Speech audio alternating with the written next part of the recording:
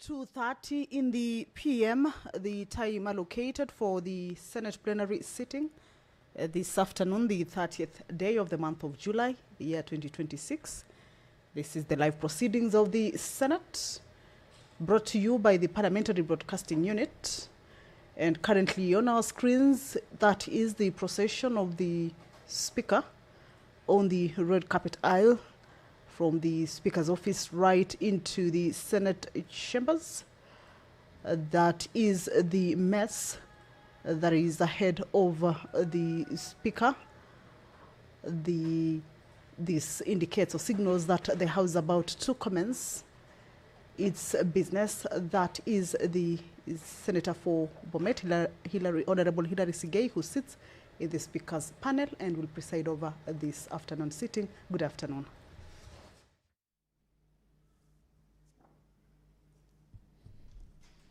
Shall we pray? Almighty God, we beseech you to behold with your abundant favor and blessings as your servants whom you have been pleased to call to leadership positions in this republic. We seek guidance to treat and consider all matters that shall come under our deliberation in so just and faithful a manner as to advance the peace, prosperity, and welfare of our country and of those whose interests you have committed to our charge. Amen.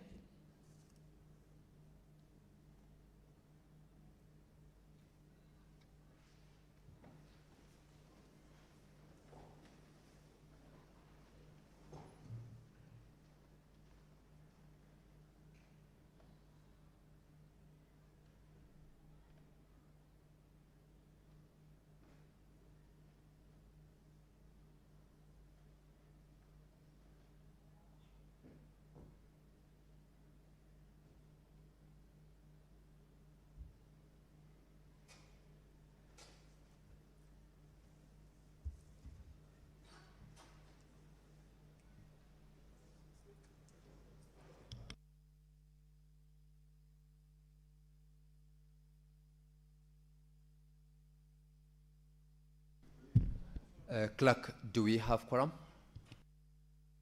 Sergeant at Arms, you may ring the quorum bell for 10 minutes.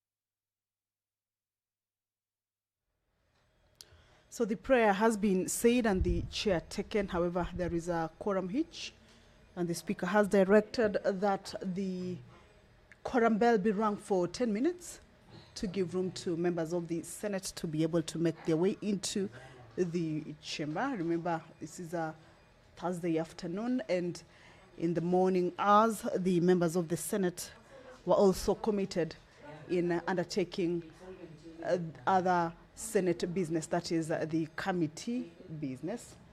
That is the committee business. And of course, they are now getting ready to be able to get into the chamber to also transact the business of the plenary sitting. So this afternoon, as we wait for the quorum to be attained, we shall take a glimpse at some of the priority business that the Senate shall be undertaking in this afternoon's plenary sitting. And it's that there are changes that the Senate Business Committee has made regarding the constitution of select committees of the Senate. These select committees include the Standing Committee on Agriculture, Livestock and Fisheries. The Senator for Nairobi County shall be replacing the nominated Senator Honorable Beatrice Ogola in this committee, that is the Agriculture, Livestock and Fisheries. Also, the Standing Committee on Energy has also been affected. The nominated Senator Beatrice Ogola shall be replacing the Senator for Homa Bay County, Honorable Moses Kajwang. The Standing Committee on Health has also received some changes in its membership. The Committee on Information, Communication and Technology the Standing Committee on National Cohesion, Equal Opportunity and Regional Integration, the Standing Committee on Roads, Transportation and Housing, and also the Standing Committee on Trade, Industrialization and Tourism. These are changes that have been effected by the Senate Business Committee and will be communicated to the House this afternoon. Of course, once the Senate Leader of the Majority moves the notice of motion, and then it will follow the motion that the members shall be given this particular information. Changes have also been effected on watchdog committees, including the County Public Accounts Committee, as well as the County Public Investments and Special Funds Committees. This is pursuant to provisions of Standing Order 193. Well, the quorum has been attained. Allow me to hand you over. Senator Wambua, take your seat.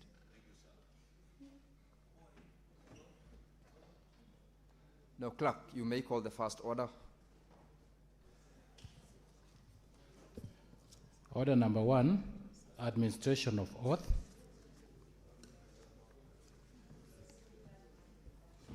Order number 2, communication from the chair. Order number 3, messages.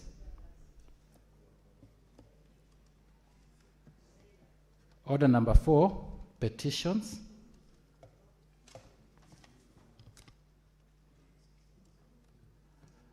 Order number 5, papers.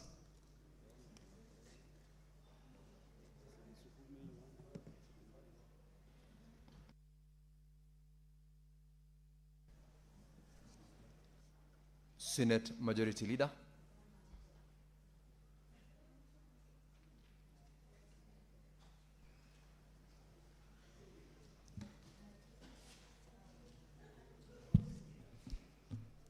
Mr. Speaker, sir, I beg to lay the following paper on the table of the Senate today, Thursday, 30th July 2026.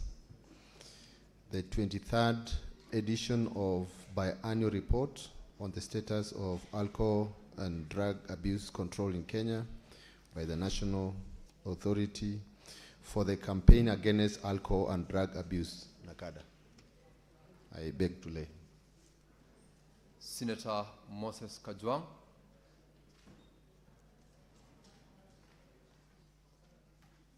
Senator Moses Kajwang has got a paper to lay. Senator Faki, I am informed you're doing on behalf of Senator Kajwang.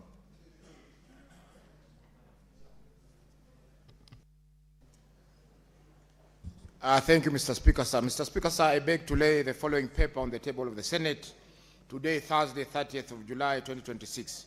Report of the Regional Seminar, African Parliaments for Climate Action on Reducing Methane, Promoting Development, held at Emara Ole Sereni Hotel, Nairobi, Kenya, from the 14th to the 18th of May, 2026. Thank you, Mr. Speaker, sir.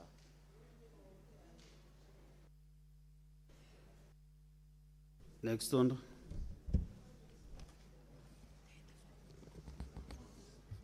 Order number 6, notices of motion. Senate Majority Leader.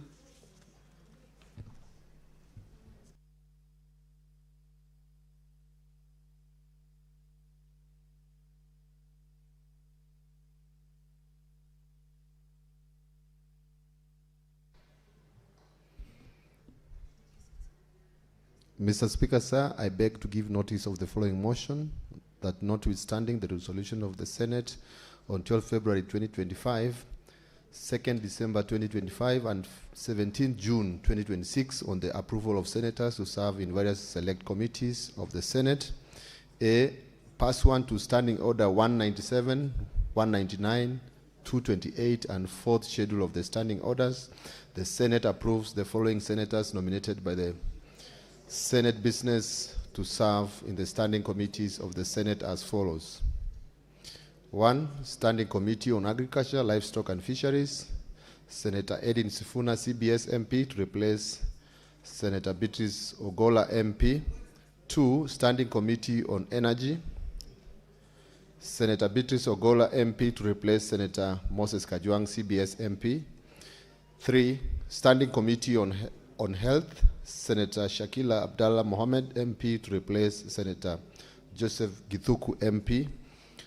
4, Standing Committee on Information, Communication and Technology, Senator Moses Kajwang CBS MP and Senator Beatrice Ogola MP to replace Senator Shakila Abdallah Mohammed MP and Senator Esena Lemaletian MP.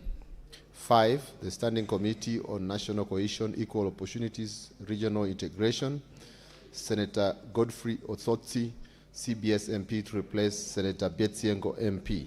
6, Standing Committee on Roads, Transportation and Housing, Senator Hamida Kibwana MP to replace Senator Crystal Asige MP. And finally, Standing Committee on Trade, Industrialization and Tourism, Senator Enoch Wambua, CBS MP to replace Senator Hamida Ali Kibwana MP.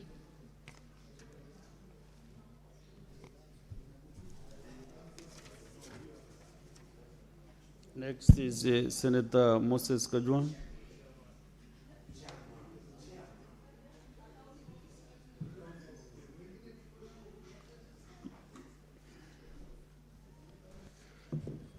Thank you, Mr. Speaker, sir. Mr. Speaker, sir, I beg to give notice of the following motion: that the Senate notes the report of the regional seminar, African Parliaments for Climate Action on Reducing Methane, Promoting Development, held at Emara Ole Sereni Hotel, Nairobi, Kenya, from 14th to 18th May 2026, laid on the table of the Senate on Thursday, 30th July 2026. Thank you, Mr. Speaker. Next on.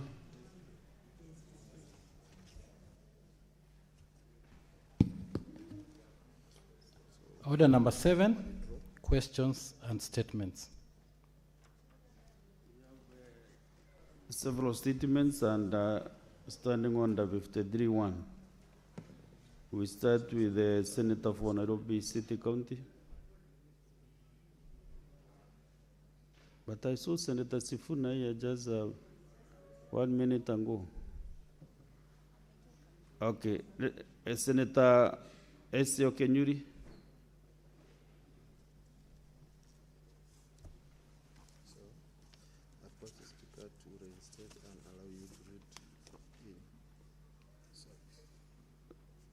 Those two statements are dropped. Senator Agnes Kavidu.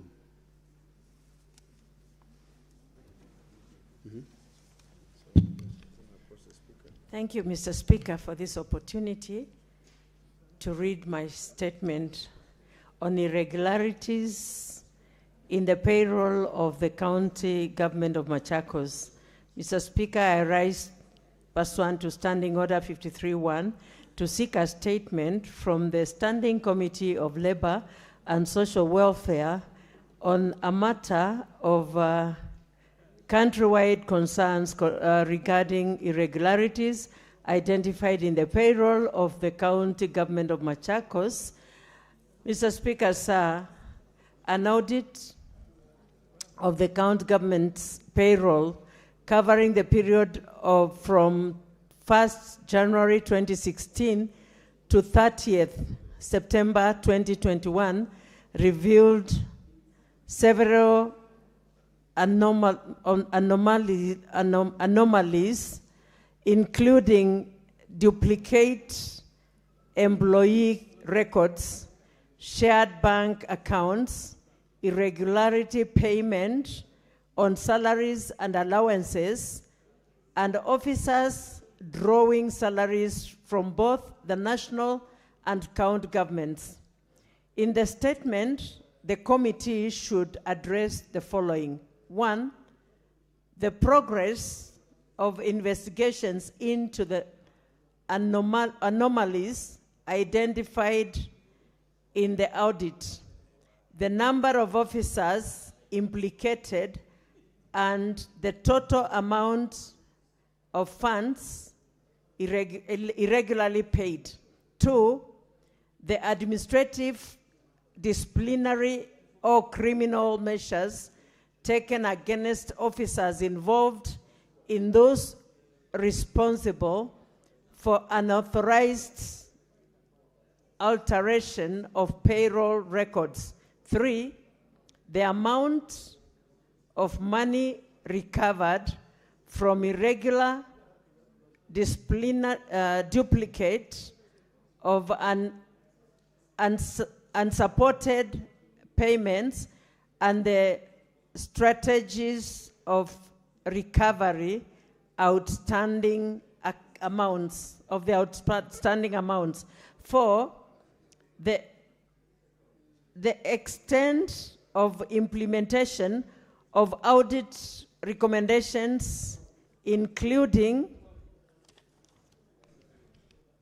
regular payroll cleaning, monthly audit, and strengthened access control, including timelines for involving all outstanding cases identified in the audit measures to prevent recurrences.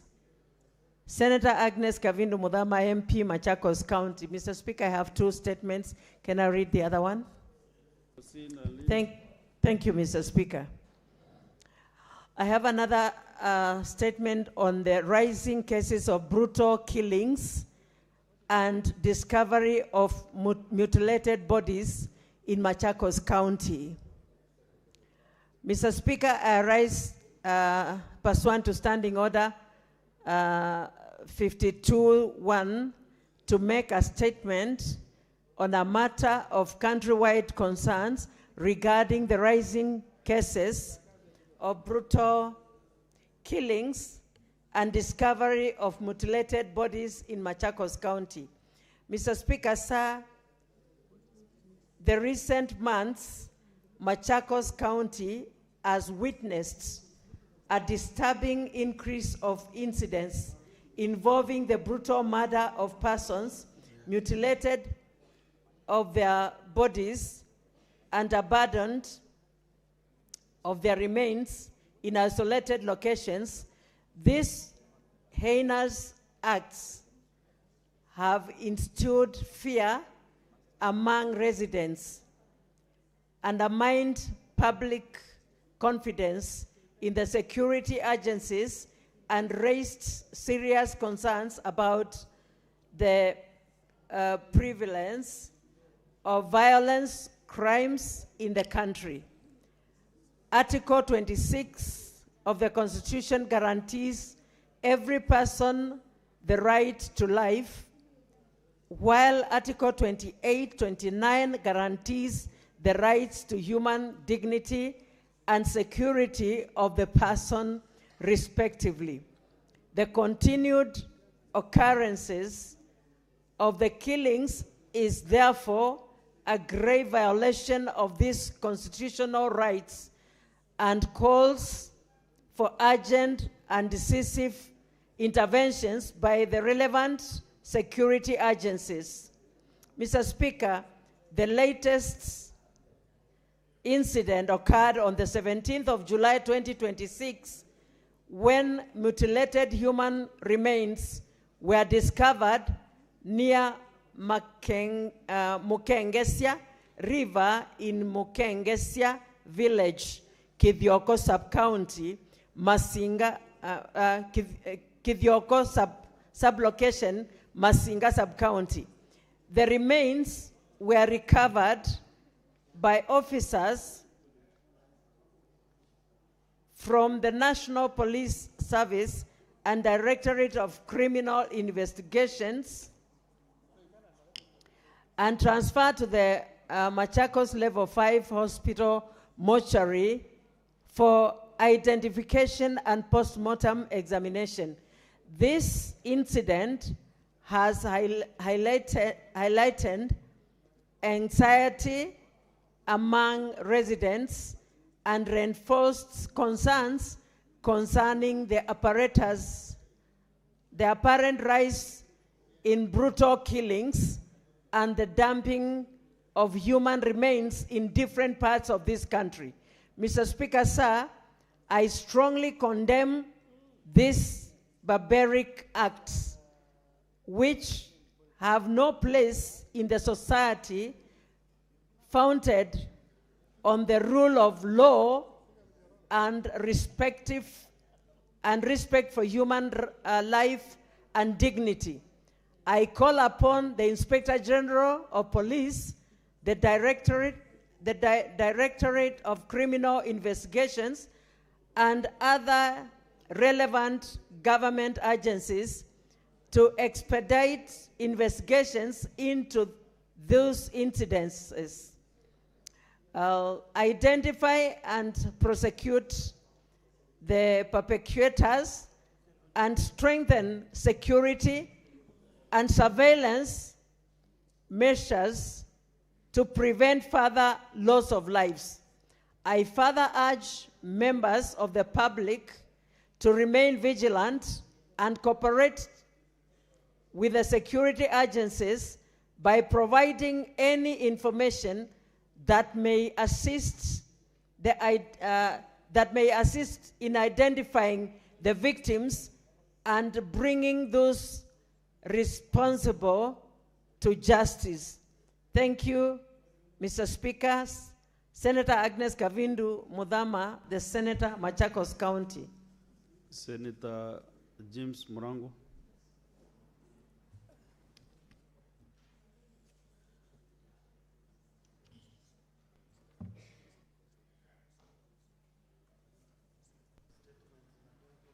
Of two statements, you can read them simultaneously. Tulia. Thank you, Mr. Speaker. No, actually, it is one. The other one is Joe Newt. Sorry. Yes. Thank you, Mr. Speaker. Mr. Speaker, I rise pursuant to Standing Order 53.1 to seek a statement from Standing Committee on Finance and Budget on a matter of county-wide concern regarding stored development projects undertaken by the county government of Kirinyaga since 2013. Mr. Speaker, sir, despite significant expenditure of public funds, numerous projects remain incomplete or abandoned in Kirinyaga County, thereby denying residents access to essential services and raising concerns about accountability, prudent resource use, and compliance with constitutional principles of public finance as provided for under Article 201. In the statement, the committee should address the following. One, a full account of all stalled or incomplete projects undertaken by the county government of Kirinyaga between April 2013 and June 2026, specifying the allocation, implementing department or entity, contractor, contract sum, amount paid, percentage of works completed, and estimated cost of completion. Two, the reasons for the delay or stalling, indicating the contractors, officers, or entities responsible for delays or abandonment. Three, measures undertaken to recover public funds lost through abandoned projects, incomplete works, breach of contract or poor workmanship, and actions against culpable contractors or public officers. Four, steps by the county government to complete and operationalize stored projects, including funding arrangements, timelines, and safeguards to prevent recurrence. And lastly, Mr. Speaker, the legal policy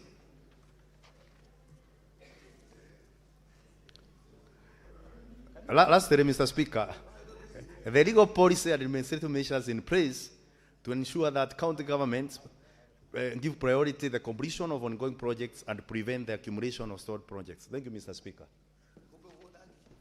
Senator Joe Newt.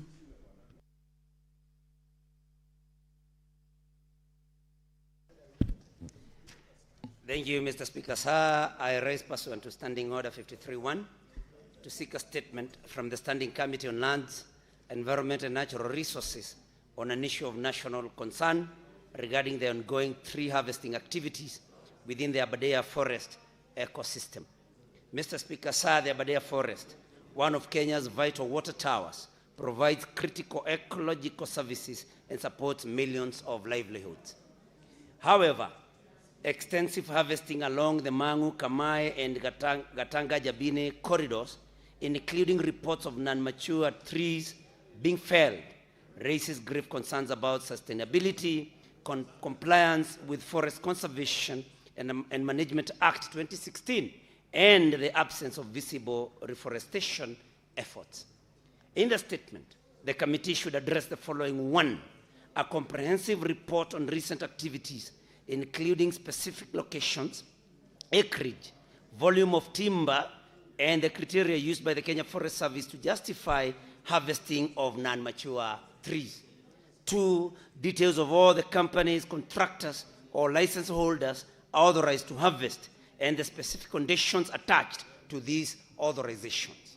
3, immediate reforestation measures, seedling species and quantities and timelines, as well as monitoring mechanisms to ensure prompt restoration and prevent long-term degradation. And 4, measures by the Ministry of Environment, Climate Change and Forestry and the Kenya Forest Service to enforce sustainable practices and full adherence to the Forest Conservation and Management Act 2016. I thank you, Mr. Speaker. Senator Professor Tom Ojenda.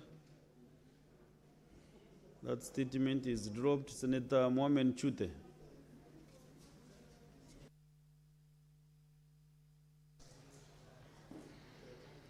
Thank you, Honorable Speaker.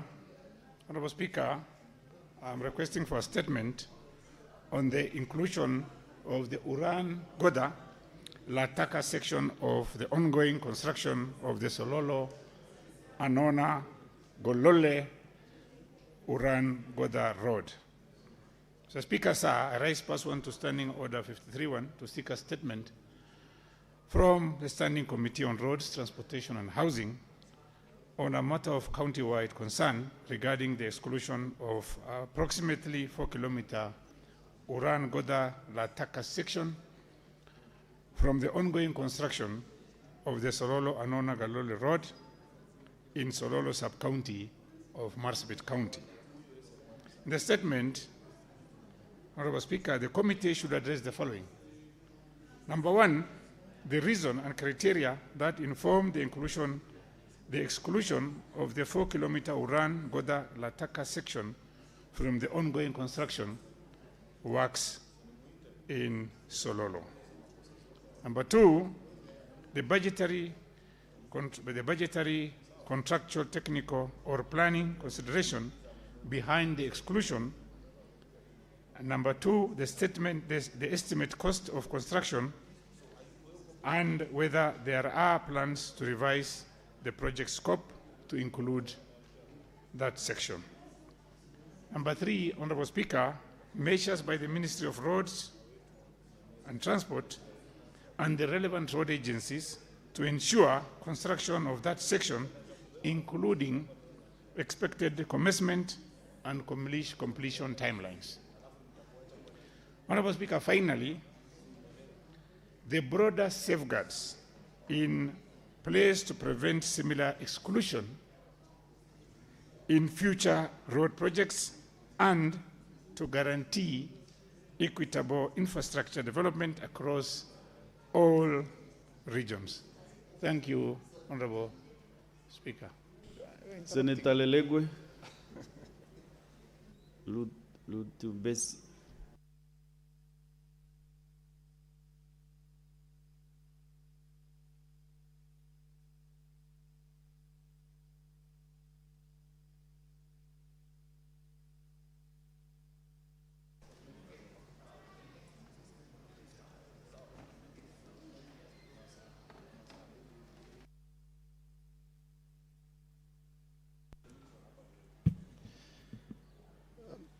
Request for a statement on the employee status of long-serving casual employees of the county government of Samburu and implementation of the recommendations in the special audit report of the Auditor General on payroll management for the County Executive of Samburu 2025. Mr. Speaker, sir, I rise pursuant to Standing Order 53-1 to seek a statement from the Standing Committee on Labour and Social Welfare on the matter of county-wide concern regarding continued engagement of casual employees by the county government of Samburu for prolonged periods exceeding 3 years without confirmation to permanent and pensionable terms, and implementation status of recommendations contained in the special audit report of the Auditor General on the payroll management for the County Executive of Samburu 2025. Mr. Speaker, sir, pursuant to Article 41 of the Constitution guarantees every worker the right to fair labor practices, while Article 232 enshrines the values and principles of public service, including accountability, transparency, professionalism, and equitable opportunities in employment. The Employment Act 2017 further safeguards workers against indefinite engagement on casual terms where the nature and duration of service amount to continuous employment. Despite these provisions and statutory protections, numerous employees within the county government of Samburu have continuously served for periods exceeding 3 years, and in some cases considerably longer, while performing duties that are permanent, recurrent, and essential to the delivery of public services, yet they remain trapped in employment uncertainty, deprived of job security, pension rights, medical benefits, career progression, and other protections accorded to officers serving on permanent and pensionable terms. The prolonged failure to regularize the employment status of these workers has subjected them and their families to significant psychological, emotional, social, economic hardships. Many have dedicated years of service to the county government while living under constant uncertainty regarding their future, despite faithfully discharging responsibilities critical to the functioning of the county government. Mr. Speaker, sir, the matter is compounded by the findings and recommendations contained in the special audit report of the Auditor General on payroll management for the County Executive of Samburu 2025, which highlighted concerns relating to payroll management, human resource compliance, staffing establishment, recruitment practices, employees' records management, and adherence to applicable public service laws and regulations. These findings raise serious concerns regarding human resource governance and accountability within the county government and necessitate urgent corrective action. In the statement, the committee should address the following: the exact number of casual employees currently serving the county government of Samburu who have continuously served or worked for a period exceeding 3 years, indicating their respective departments, job designation, dates of engagement, remuneration, and reasons for continued failure to regularize their employment status in accordance with the Constitution, the Employment Act 2007, and applicable public service laws and regulations. 2, the status of implementation of the recommendations contained in the special audit report and the special audit report of the Auditor General on payroll management for the County Executive of Samburu 2025, particularly relating to payroll management, human resource compliance, staffing establishment, employee records management, recruitment procedures, staff regularization, and compliance with applicable laws governing public service employment. 3, whether the county government has developed a policy framework or implementation plan for the absorption and confirmation of eligible long-serving casual employees into permanent and pensionable terms, and if so, provide the timelines, eligibility criteria, budgetary allocations, and administrative measures put in place to undertake the exercise.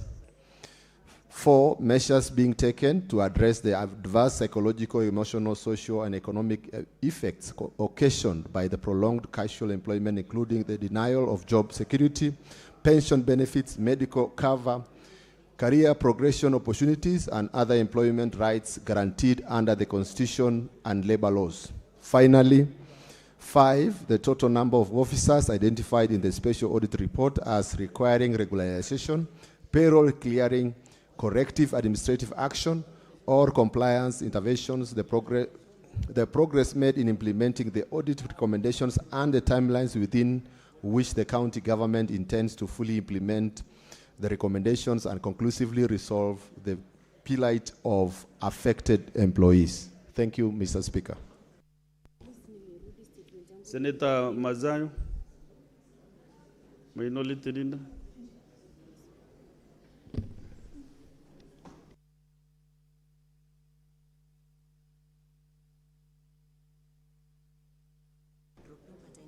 Senator Wakoli.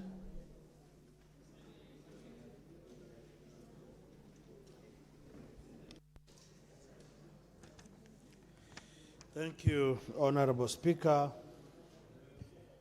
Request for statement on the exclusion of health administrative officers from the payment of extraneous and risk allowances. Mr. Speaker, sir, I rise pursuant to Standing Order 53.1 to seek a statement from the Standing Committee on Health on a matter of national concern regarding the exclusion of health administrative officers working in public health facilities from receiving extraneous and risk allowances. Mr. Speaker, sir, despite serving within healthcare environments and being exposed to occupational risks comparable to other cadres, these officers remain excluded from payment of the said allowances, raising concerns of fairness, equity, and compliance with constitutional labor rights. In the statement, the committee should address the following. 1, the policy, legal, and administrative basis for excluding health administrative officers working in public health facilities from the payment of extraneous and risk allowances. 2, the cadres of healthcare workers currently eligible for the allowances and the criteria used to determine the eligibility. 3, the findings of any occupational risk assessment conducted in respect of health administrative officers and the justification for the exclusion despite working in the same facilities and being exposed to risks comparable to those faced by other healthcare workers. 4, the status and findings of any review undertaken by the Ministry of Health, the Salaries and Remuneration Commission, SRC, the county governments regarding the inclusion of health administrative officers in the payment of the allowances. And finally, 5, the measures being taken to harmonize the payment of extraneous and risk allowances across eligible healthcare personnel, including plans and timelines for reviewing the existing policy framework to ensure equitable compensation. Senator David Wakoli, MP, Senator for Bungoma County. Thank you, Honorable Speaker. Senator Professor Tom Ojenda.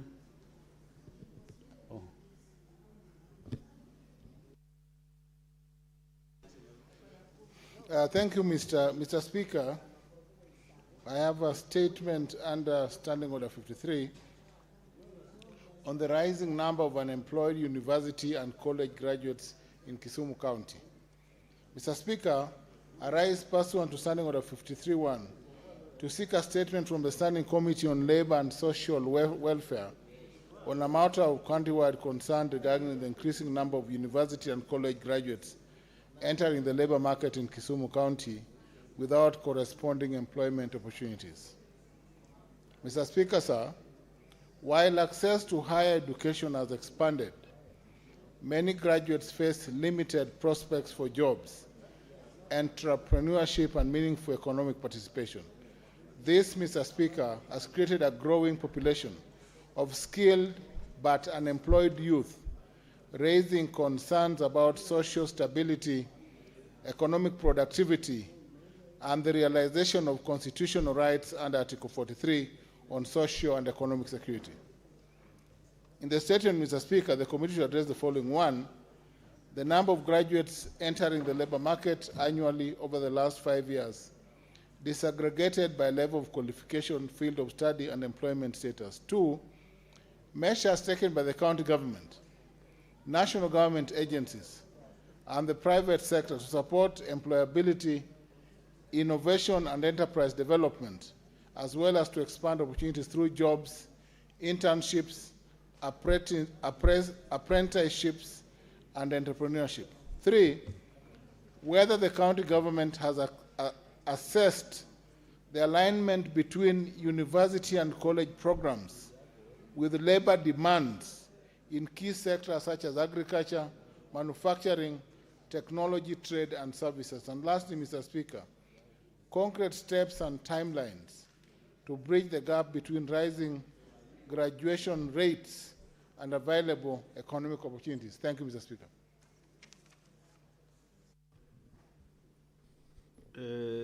Senator Mazayo.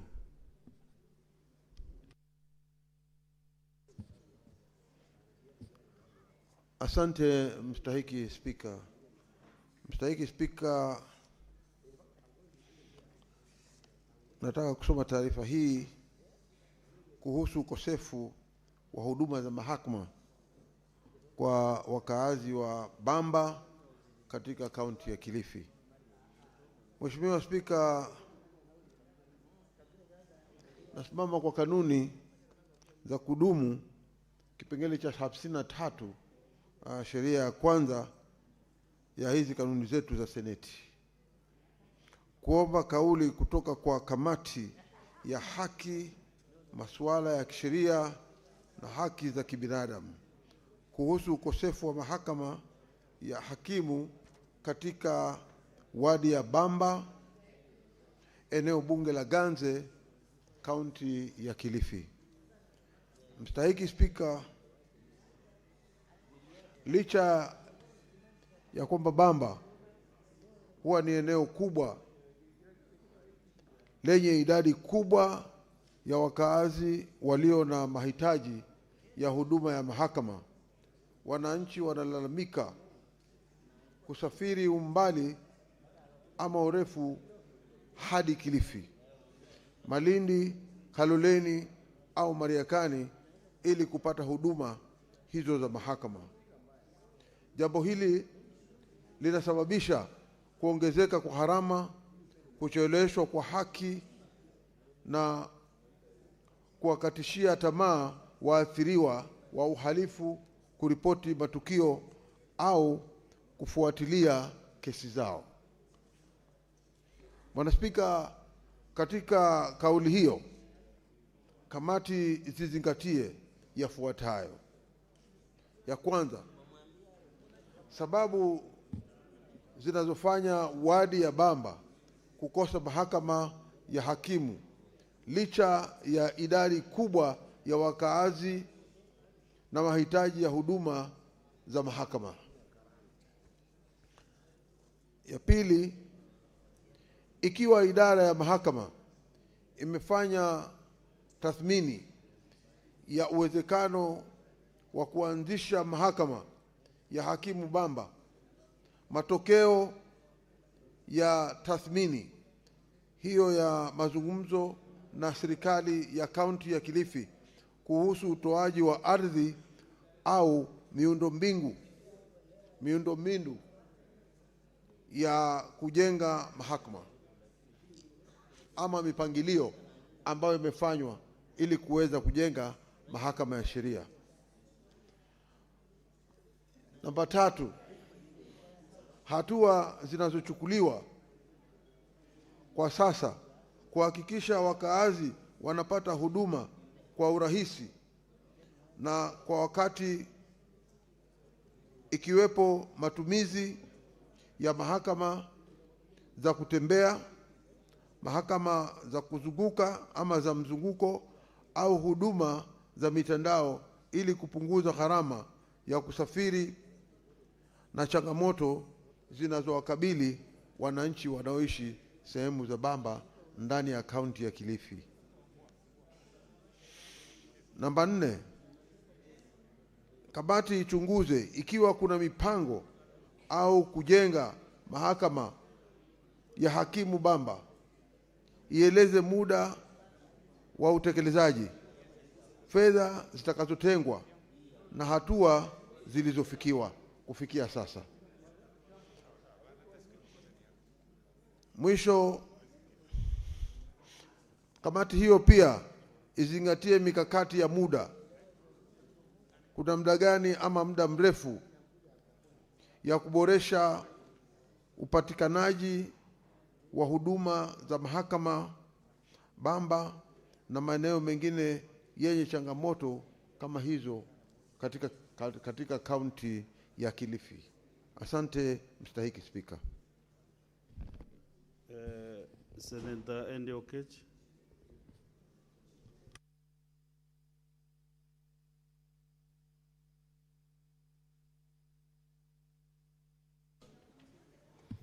Mr. Speaker, thank you, and thank you for giving me the opportunity. You've seen Senator Cherargei consulting with me very, very closely because he thought you were going to call him first because of ranking member. But you know, he has been hitting me that I'm the senior most bachelor here. We've just discovered that he's a bachelor. So he's the senior most bachelor in this house, Senator Cherargei. So thank you for giving me this opportunity, Mr. Speaker. So, Mr. Speaker, thank you for giving me this opportunity. Mr. Speaker, I rise. I rise. Just a minute, Senator. Mr. Speaker. Majority in the House is your point of order.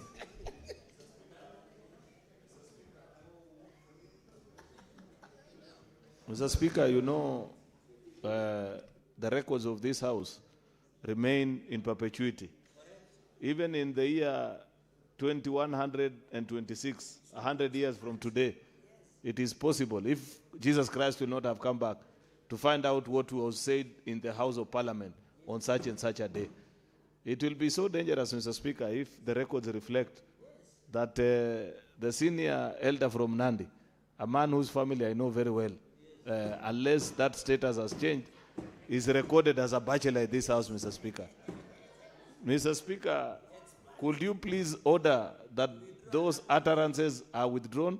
There is an apology, Mr. Speaker. Otherwise, the other risk, Mr. Speaker, Senator Cherargei is a member of, what do they call that association of Catholic men, the one that put on red tie? CMA. At, what is the name of your church? I'm forgetting. St. Francis Cheptarid. I've gone to that church, Mr. Speaker, and he's a very respected elder. Lest he is excommunicated, Mr. Speaker, can the records properly reflect his status? There was also a point of order from Senator Cherargei, the owner of the shoe. Mr. Speaker, understanding 105, it should be a statement of fact. I don't know why Senator Eddy decided to pick on me this afternoon. If he has a problem of looking for a wife, then he should consult me. Because I'm expert, Mr. Speaker, a family man, respected elder of the Nandi community, a respected religious, and the chair of PAC is my witness, Mr. Speaker. So can he withdraw and apologize? Or I produce witnesses in this House to discount this theory, including my chair of Public Accounts Committee. Then you should be seated. You should be seated.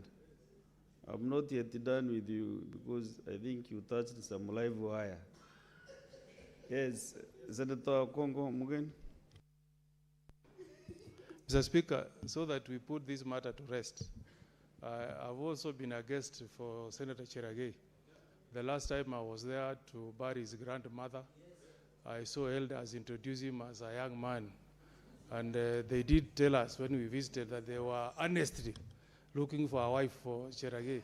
Mr. Speaker, so that this point is put to rest, Mr. Speaker, I would like to know when he married, the name of the wife, whether he also paid dowry, Mr. Speaker, because he's my friend, Mr. Speaker, and I would like to pay him a courtesy visit and welcome him to the club of elders, Mr. Speaker.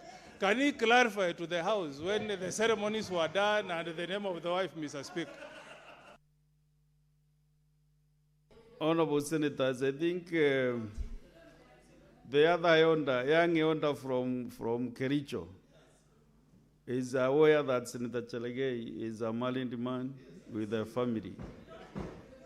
So, and also Senator Kajwang nodded and confirmed that he is aware. So, Senator Andy Okech, can proceed and withdraw the statement.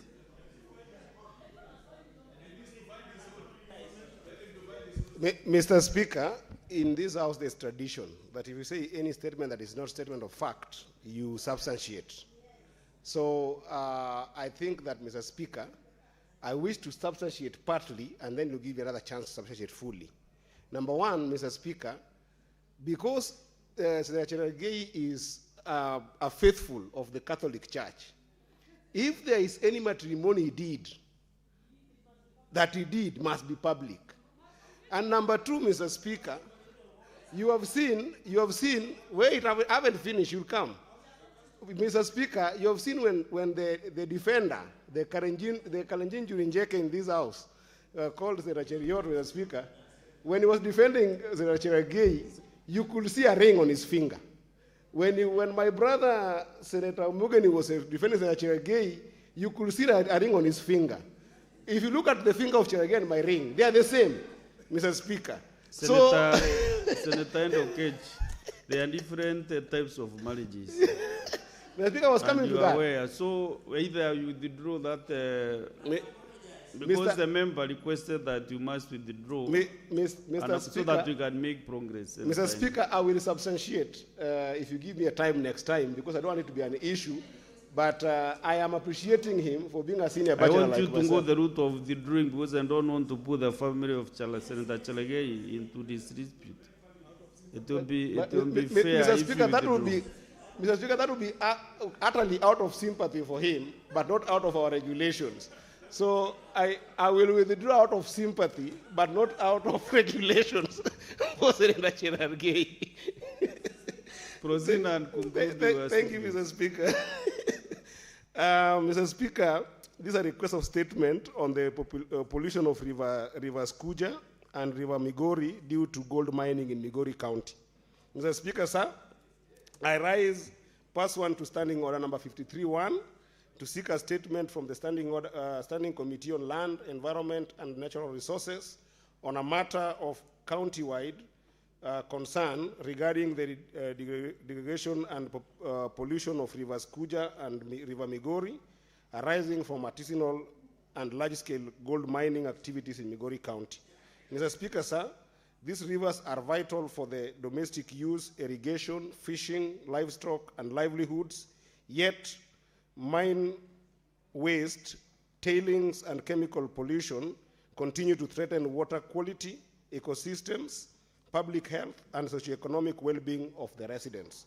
Therefore, Mr. Speaker, in the statement, the committee should address the following: the extent of pollution in rivers Kuja and River Migori based on water quality assessments by NEMA and the Water Resources Authority, the State of Department for Mining, and other relevant agencies over the last 5 years, including sources, nature of pollutants, and compliance with national water standards. Secondly, measures taken to regulate mining activities and enforce environmental laws, including inspections, compliance with environmental impact assessment and audit requirements, actions against illegal mining, restoration orders, license, suspension or revocation, and prosecution of operators responsible for pollution. Thirdly, interventions to safeguard affected communities, including provision of safe alternative water resources by the county government, regular water quality monitoring, public health surveillance, advisories, and support for farmers, fishermen, and livestock keepers whose livelihoods have been adversely affected. Lastly, Mr. Speaker, the committee should address the government's long-term strategy for restoring and protecting the two rivers, including rehabilitation of degraded areas, reclamation of abandoned mining sites, management of mine waste and tailings, restoration of riparian ecosystems, and enhanced coordination between national and county government to promote environmentally sustainable mining. Mr. Speaker, I have two more statements. My second one, Mr. Speaker, if you allow me, is a statement on the state of emergency obstetric care at Migori County Referral Hospital. Mr. Speaker, I rise pursuant to Standing Order number 53-1 to seek a statement from the Standard Committee on Health, on a matter of, again, Migori County-wide concern regarding the state of emergency obstetric care in Migori. Mr. Speaker, sir, this follows the tragic deaths of Mrs. Immaculate Wanjiru, a 24-year-old mother who died at Migori County Referral Hospital on 22nd June 2026 after being referred from a single dispensary in critical condition following a severe obstetric emergency. In the statement, the committee should address the following. The circumstances surrounding the death of Ms. Immaculate Wanjiru, including the timeline of the referral process from a single dispensary to Migori County Referral Hospital, and where the emergency of the newborn care protocols were done and followed, the status and findings of the maternal and perinatal death surveillance and response investigations, including the recommendations and any administrative, disciplinary, or legal action taken against persons found culpable, the preparedness and capacity of Migori County's maternal health care system to address such emergencies, and lastly, Mr. Speaker, the measures by the County Government of Migori and the Ministry of Health to reduce preventable maternal deaths, implementing the MPD as air recommendations, and publicly report the findings and actions arising from the interventions into the deaths of Mrs. Wanjiru. Lastly, Mr. Speaker,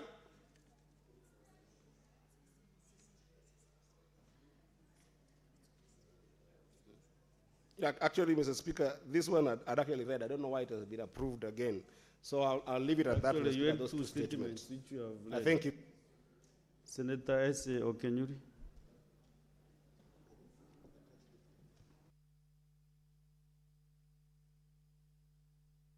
Thank you, Mr. Speaker. I have a statement on the decentralization of medical assessment services for persons with disability. Mr. Speaker, sir, I rise pursuant to Standing Order 53-1 to seek a statement from the Standing Committee on Labor and Social Welfare on a matter of national concern regarding the decentralization of medical assessment services for persons with disabilities.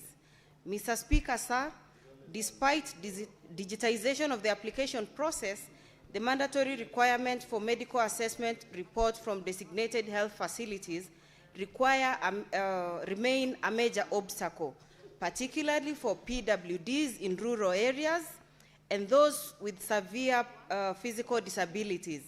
The high costs of mobility and logistical challenges have excluded many from accessing certificates, thereby denying them critical benefits such as assistive devices, educational support, tax reliefs, and social protection programs. In the statement, the committee should address the following. One, the county level figures vis-a-vis the national registered number of persons with disabilities in each county and the steps being taken to bridge the gap in statistics, including specific details on the following. A, any joint effort between the Ministry of Labor and Social Protection, the National Council for Persons with Disabilities, and other government institutions to decentralize and bring medical assessment services closer to PWDs, particularly in rural and marginalized areas. B, efforts by the government to undertake periodic outreach programs to facilitate medical assessment for PWDs, especially those with mobility challenges in underserved, far-flung areas, and strategies to establish permanent medical assessment centers in the said areas, and the steps being taken to simplify the registration process for PWDs. Secondly, the measures to ensure that no PWD is denied access to government incentives and reliefs accruing from PWDs for failure to obtain disability certificate, particularly where they have faced apparent challenges in the registration process. Thank you, Speaker. Senator Samson Chalgay.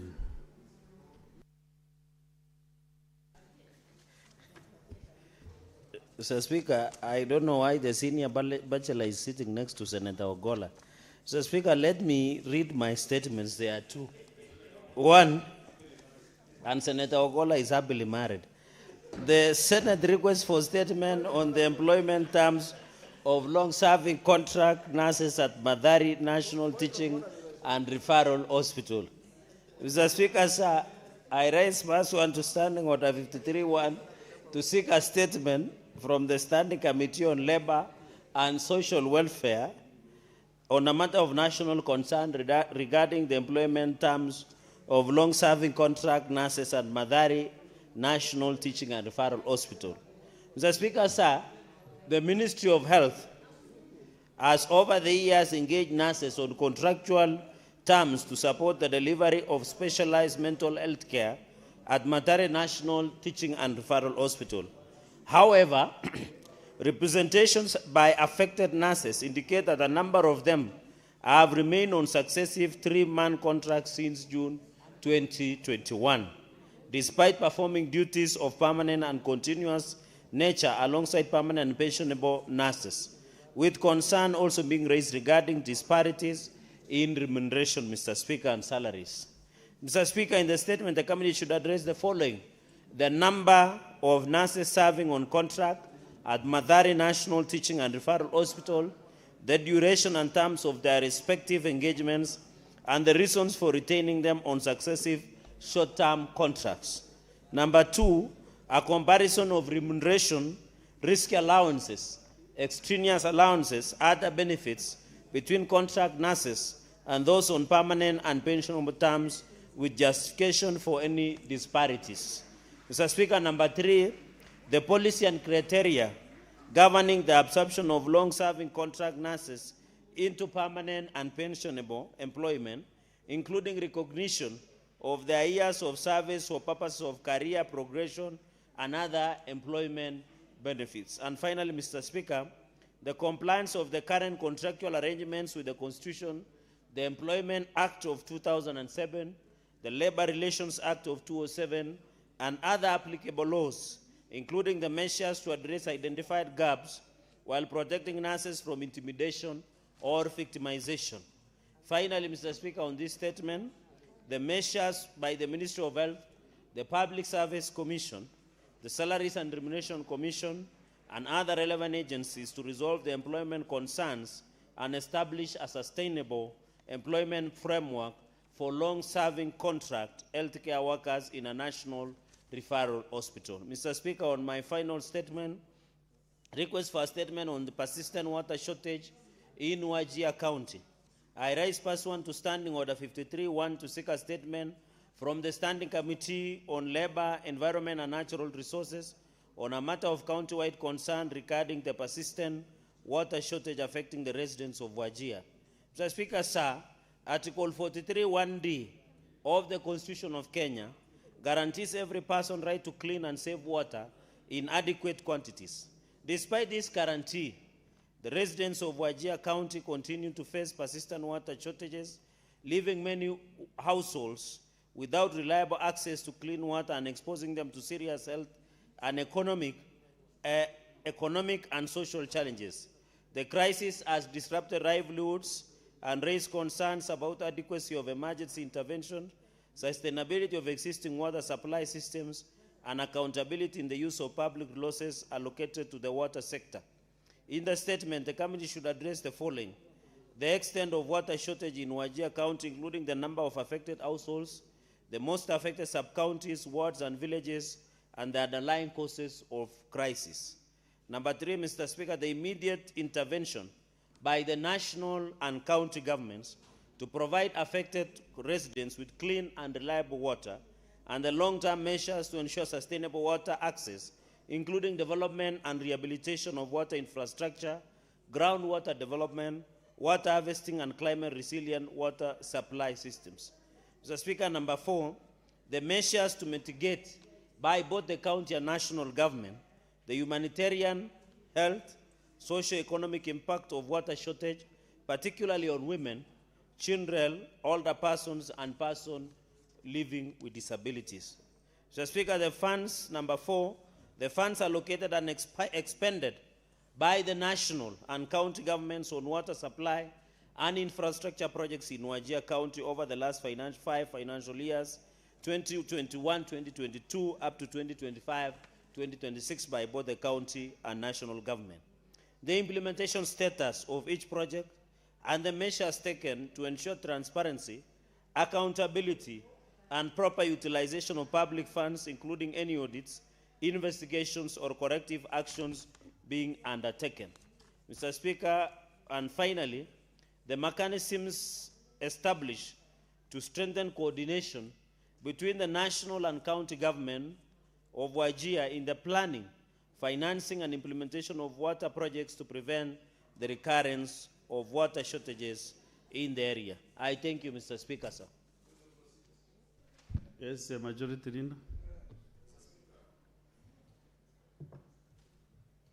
Mr. Speaker, I beg for your indulgence on a matter that has troubled me for a while now this week. And Senator Cherargei, while reading his statement, has reminded me of that issue. This House, Mr. Speaker, is guided by standing orders. And where standing orders don't expressly provide for a matter, we are guided for by traditions. And you know that fairly well, Mr. Speaker.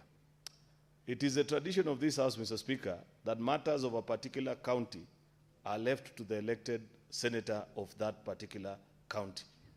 You've just had Senator Cherargei, Mr. Speaker, seek a statement on matters to do with Wajir County, and Senator Abbas is here. Earlier this week, there was a statement by, I think, Senator Sifuna with regards to something in Taita Taveta, and things like that, Mr. Speaker, and Kajiado. Mr. Speaker, that though it is not expressly provided for in our standing orders, the traditions of this House have always been that there is that collegiality and respect among his colleagues that if you have something that is of interest to you, you first refer to the area senator to understand that matter before you seek it. Because for obvious reasons, Mr. Speaker, yet I see a trend coming up where your office approves statements by senators on matters that are over and above their area of jurisdiction, so to speak, Mr. Speaker. I would wish that that is something you may not have to respond immediately, but something that you may want to reflect upon, Mr. Speaker. You now was willing to allow that leverage, because you know this House has presidential candidates, Mr. Speaker. But I've come to realize they are not very serious, Mr. Speaker, because I watched another one being asked what is their plan for the country. They said, you know, I'm a lawyer, I'll hire experts to tell me what I need to do. So, Mr. Speaker, can we just be allowed to do our work as senators and leave it at that? This business that is being introduced is not good for us amongst ourselves as colleagues. Otherwise, if I bring a statement tomorrow about Homa Bay, what will the people say about Senator Kajwang? Of course, it will be translated as if there's an abdication of responsibility from his part. I thank you, Mr. Speaker. Comment on the statements is we are yet to get there. So what I want to do now is to request the majority leader to read the statement under 57.1. The matter that has been raised by the majority leader, as he requested, the chair will give a thought about it and direct the House on the way forward.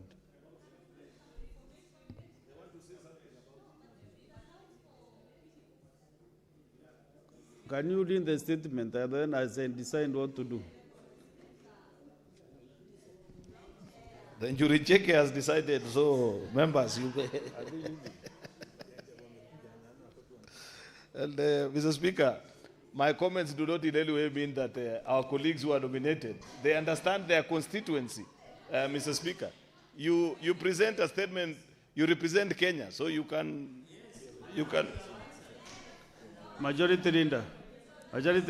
Yes. Can you have your seat now? Because I can see you are not intended to give the statement now.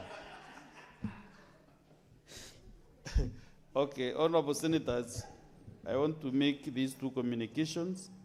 I wish to acknowledge in the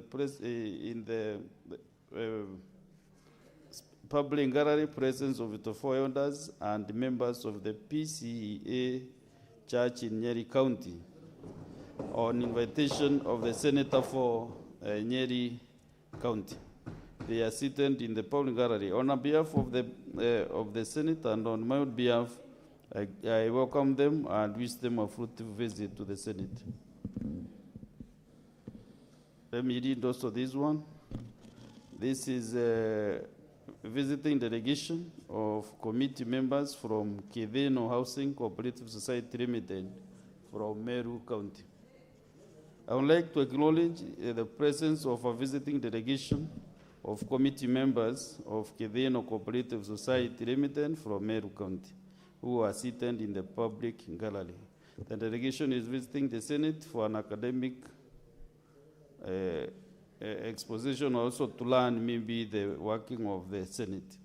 On behalf of the Senate and on my behalf, I extend a warm welcome to the delegation and wish them a fruitful visit. I thank you. Now, Honorable Senators, one of the delegation in the public gallery comes from my, yes, from not even Meru County, but this is the cooperative which made me to go to school through Coffee Society. So this is just from my village, from where I come from. So I really want to also welcome them, and also the Presbyterian Church of East Africa, the elders who are here. But I will give the majority leader and the Senator for Nyeri. Then start the Senator Wamatinga.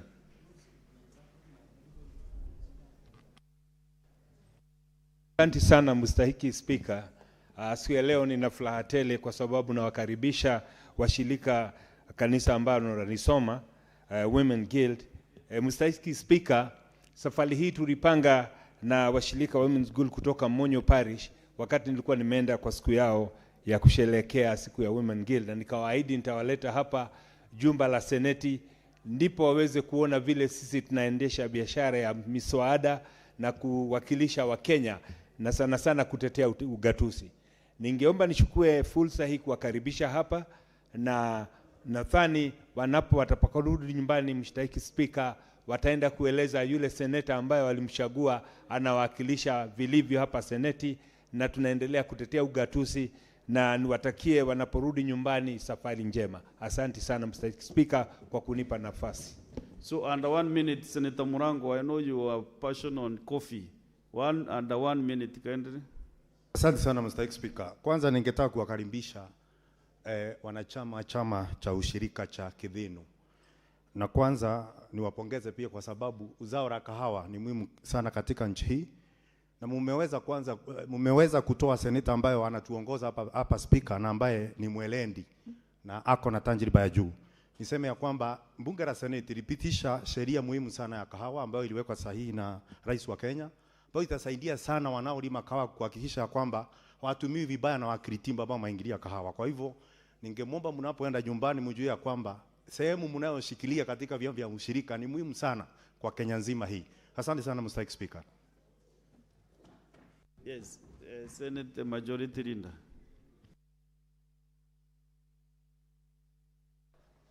Mr. Speaker, I assume I'm supposed to welcome the delegation first before the statement. Thank you, Mr. Speaker. Mr. Speaker, it will be wrong if I ignore the very beautiful mothers of ours that are here from the Nyeri Women's Guild team. They look lovely. And Mr. Speaker, I must congratulate our colleague, Senator Wamatinga, for inviting the distinguished ladies from Nyeri County to visit with us this afternoon and get to see us as we transact our business. I want to tell them they have a great leader in Senator Commissioner Wahome Wamatinga, and they should continue to support him because he means well for the people of Nyeri. Mr. Speaker, the second group that you have invited here, Kideno Housing Cooperative Society, we have to applaud and appreciate them. If this is the cooperative that made you go to school, Mr. Speaker, then we must tell them that their money never went to waste, Mr. Speaker, because we have an able Deputy Speaker in you, a strong leader from the Meru community, Mr. Speaker, and a leader for the future. I want to ask, Mr. Speaker, that these cooperative members give us a secret. I don't know why, Mr. Speaker, but I have learned something, that Meru County has very strong cooperative movement. I have seen this one. I know also in the milk sector, the best leading cooperative comes from Meru County. So maybe, Mr. Speaker, later you will tell Senator Cherargei, myself, and even Senator Kinyua, who I'm not sure has such strong cooperative movements from their county, Mr. Speaker, what is the secret? I don't know. I was just thinking, Mr. Speaker, is it because that the Meru people don't allow anybody to joke with their money? And if you go near it, Mr. Speaker, they administer instant justice the way they do to Mira thieves, Mr. Speaker. Maybe that's, if that is a secret, you need to tell us so that we know. And lastly, Mr. Speaker, when they go back home, they should tell the people of Meru that this house is properly constituted. When a matter is brought before us, we consider the merits of the matter based on the evidence that has been brought before us. I know there is a lady who has been going around Nyeri saying very bad things about you and this house, Mr. Speaker. They must go back and report that we have told them, Mr. Speaker, that based on the evidence that was presented by the County Assembly of Meru, it is on that reason that Governor Kawera Mwangaza was impeached and not any other reason and those drama that he does. I thank you, Mr. Speaker. Mr. Speaker, I finally... Now proceed and lead your statement. Thank you, Mr. Speaker. Sorry. Number 57.1, to present the business for the week that commences 4th of August, 2026. The status of legislative business before the Senate is as follows, Mr. Speaker. There are 55 bills that are pending conclusion, of which 37 are at the second reading, 17 are at the committee of the whole, and 1 is awaiting the first reading. 14 motions are pending conclusion. There are 23 petitions, Mr. Speaker, that are pending before the various standing committees of the House, Mr. Speaker, out of which 18 are already due for reporting. Mr. Speaker, members have also brought 560 statements before the House that are being handled by the various committees of this House. It is my hope that the proper response will be brought before the House, Mr. Speaker, so that we consider and conclude on those matters.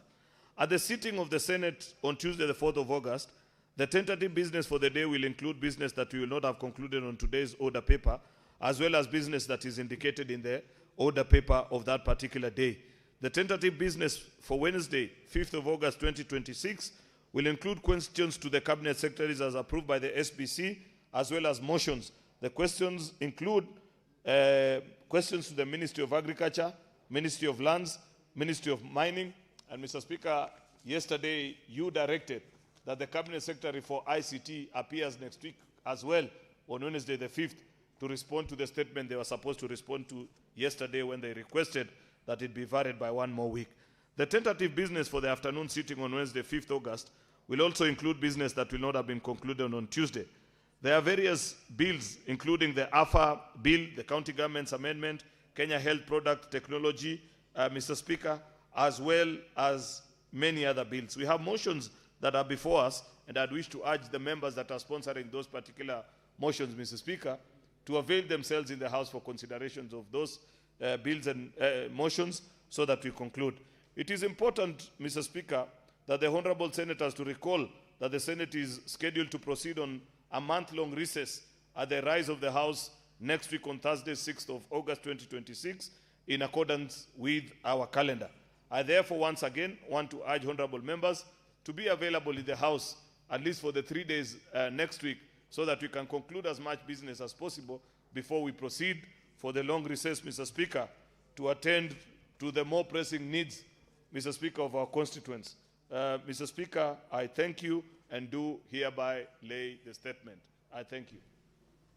I have exactly 10 minutes. I can allow a few members to make brief comments. Under senators, you know, I've been listening to members of this House.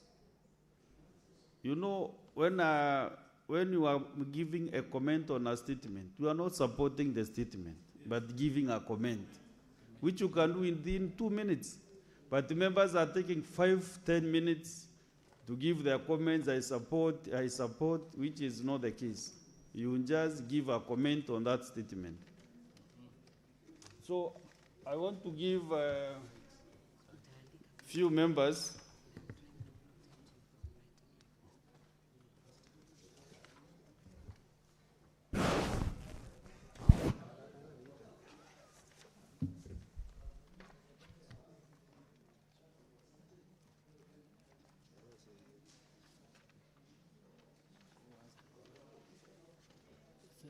Who is inside here? Senator Mutinda.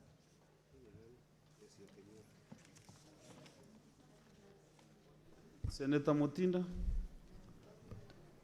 under 2 minutes. Thank you, Mr. Speaker. And yeah, I'll try to utilize the 2 minutes and arise to support one of the statements by Senator Lelego in regards to the issue of Cashow's employees who have not really been paid their dues and paid their dues on time. Mr. Speaker, I rise to support because I want to really bring about the issue of many other employees who are facing such kind of issues. A case example is an issue that has been brought to my attention in regards to retired teachers whose pension up to date, Mr. Speaker, has not been sorted for the longest period of time. They brought petitions in and out, and I would want to urge that the Committee of Labour that will be dealing with this matter to cut across all other pending matters of dues. I've seen also the statement by Senator Wakoli in regards to allowances for the healthcare workers, Mr. Speaker. It's the same issue, allowances not being paid. It's the high time the Labour Committee would look at the issues of pension, issues of allowances in a broader perspective. And lastly, Mr. Speaker, on the issues of permanent and pensionable employment, I am referencing in regards to the UHC workers, Mr. Speaker. This House passed the County Additional Allocation Bill, which had 8.6 billion for our UHC workers, Mr. Speaker. And the Senate did its part, Mr. Speaker. But we saw a very big outcry for our UHC workers who claimed that they needed to be employed permanently and pensionably because for the longest period of time, they've really, been on contract, Mr. Speaker. So issues of workers is an issue that cuts across many institutions and should come to an end, and would really want the Committee of Labour to fasten this. With those few, Mr. Speaker, I support. Senator Kajwang Moses.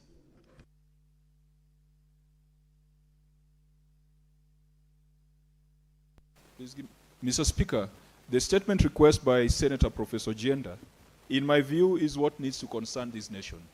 Professor Jenda is asking for county government of Kisumu's intervention on unemployment within that county. Mr. Speaker, youth unemployment is not just a county problem, it is a national problem. And current interventions that we have put in place around internships, around empowerment programs, around provision of grants like Nyota, Mr. Speaker, those just scratch the surface. They will not provide the long-lasting solutions that we need. I want to encourage the team led by Professor Nyong'o that is putting together a new vision for Kenya to start a conversation on industrial policy.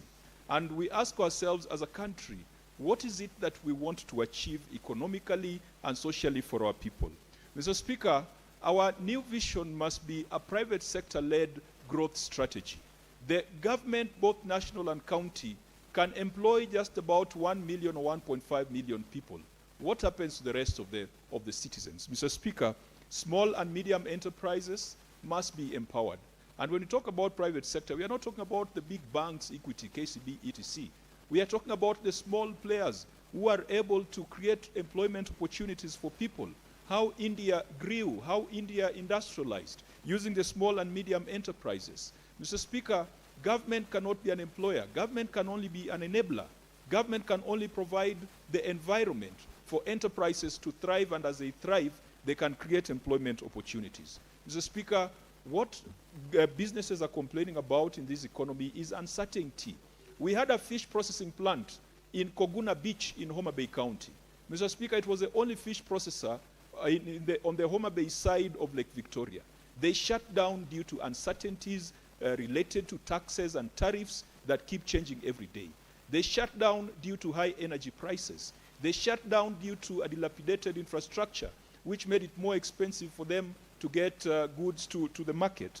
Mr. Speaker, we need to address the cost of energy in this country, and that is why within the Climate Caucus we've been talking about going green, clean energy, using renewables, and reducing the cost of energy arising from thermal power sources. So, Mr. Speaker, I hope that the committee dealing with this matter will go beyond Kisumu County and look at what the government, current and future governments, irrespective of political party, must do Because if we do not address youth unemployment, it is a ticking time bomb. Mr. Speaker, if you look at your gallery, there are hundreds of children who have come here today to see how the Senate works. We must ensure that we give them that certainty, we give them a promise that once they are done with school, they'll be able to get jobs. But let me advise them that the jobs will not necessarily come from government. What we must do as a Senate is to be the generation that laid the foundation for a private sector to thrive, for a private sector to grow, for our children to be innovators, for our children to be entrepreneurs in their own right. Mr. Speaker, I do hope that the committee will broaden their inquiry and their consideration onto those matters and see how government can provide an enabling environment for job creation for our children. Senator Mwenda Kataya.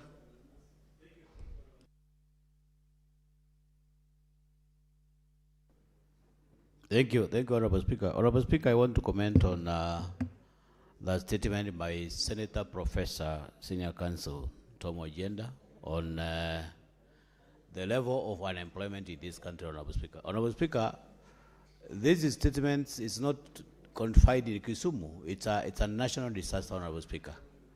Honorable Speaker, I think we need to have a very, very, very clear dispensation as a country. We need to have some very clear policies, Honorable Speaker, because we are producing every other year. We are producing young people from universities, from tertiary colleges, from other institutions in the job market, which is not there. Honorable Speaker, I've captioned my good friend Senator Kajwang say that the government cannot, it's not the only source of employment, which is very true, Honorable Speaker.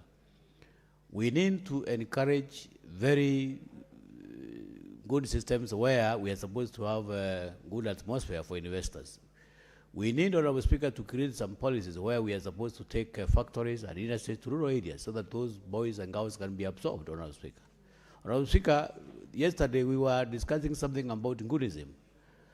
Even, Honorable Speaker, most of those young people that you find throwing stones in the streets, even in those political rallies, they are very vulnerable, Honorable Speaker, because they are jobless. That's why they are induced by small tokens here and there, by people who want to take advantage of their unemployment, Honorable Speaker. So this is an issue that as a country, as a nation, we are supposed to address thoroughly and make sure that it's not something that we are supposed to let go. We are sitting on a time bomb, Honorable Speaker.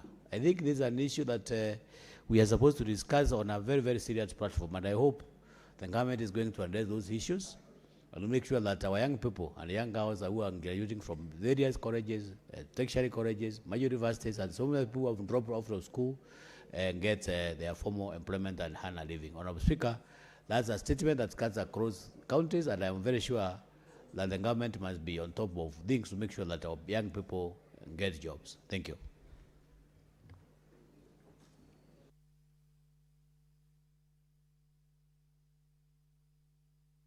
Senator Andrew Okech.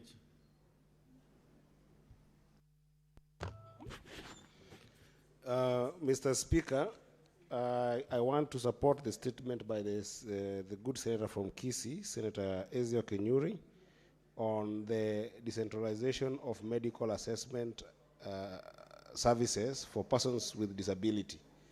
Mr. Speaker, this is a very serious issue because if you look at the kind of services that people living with disability are facing in the counties, Mr. Speaker, to the extent of even the issues of SHA, Mr. Speaker, it has been a very bad situation. Recently in Migori County, myself together with,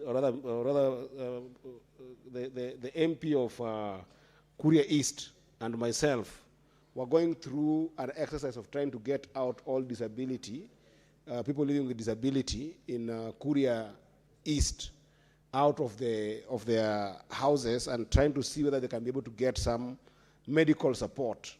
And Mr. Speaker, we were very surprised that these people don't have any kind of support system in accessing Medicare. And Mr. Speaker, the worst thing is that above disability, when they are faced with some chronic diseases, Mr. Speaker, that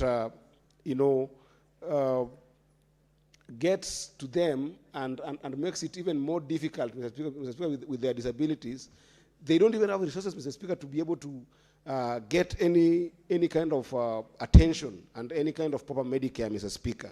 And there is just no outreach programs that can make sure that they can get some of these programs that the government has to be able to support them. We know, for instance, Mr. Speaker, very well that things like SHA that I've seen a number of members of this House misguiding the nation on, you know that if you look at the SHA contributions, the contributions are done by a fewer people, and the bulk of those people who are contributing, Mr. Speaker, are paying about 500 shillings.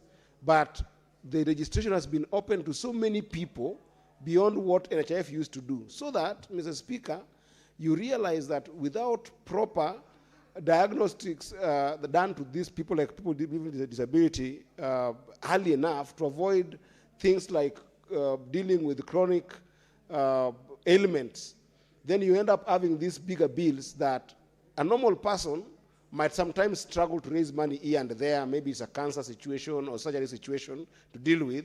But somebody living with disability who has got no any source of income cannot go and do any kind of work, Mr. Speaker. When they are found in a place where preventive care did not take place, Mr. Speaker, they even get heaped into bigger problems, Mr. Speaker. So this is a very serious issue, Mr. Speaker, that I hope that this committee will make sure that we make it easier to identify people from the houses, get them out from embarrassment that sometimes they face in the society, that they can come out and show their disability. But most importantly, Mr. Speaker, even enhancing registration in even those opportunities such as SHA, Mr. Speaker. So I find this a very good statement, and I hope that it will be fast-tracked to allow the people living with disability, Mr. Speaker, to get the right care that they need. I support, Mr. Speaker. Senator Commissioner Joyce Korir.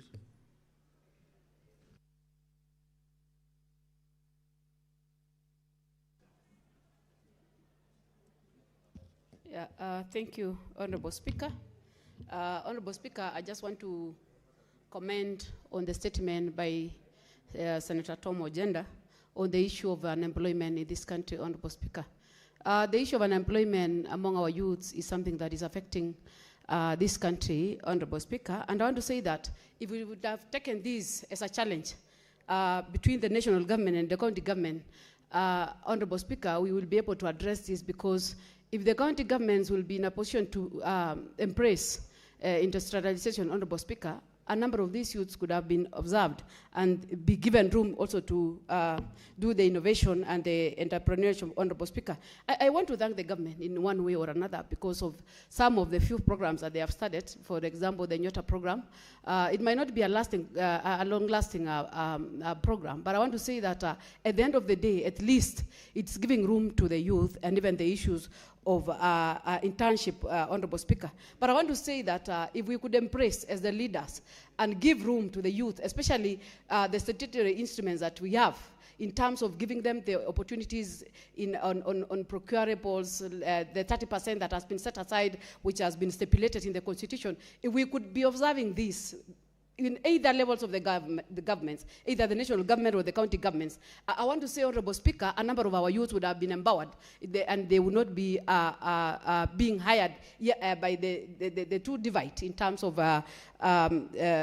goonism and practicing drug abuse and a number of phases that are affecting their lives, Honorable Speaker.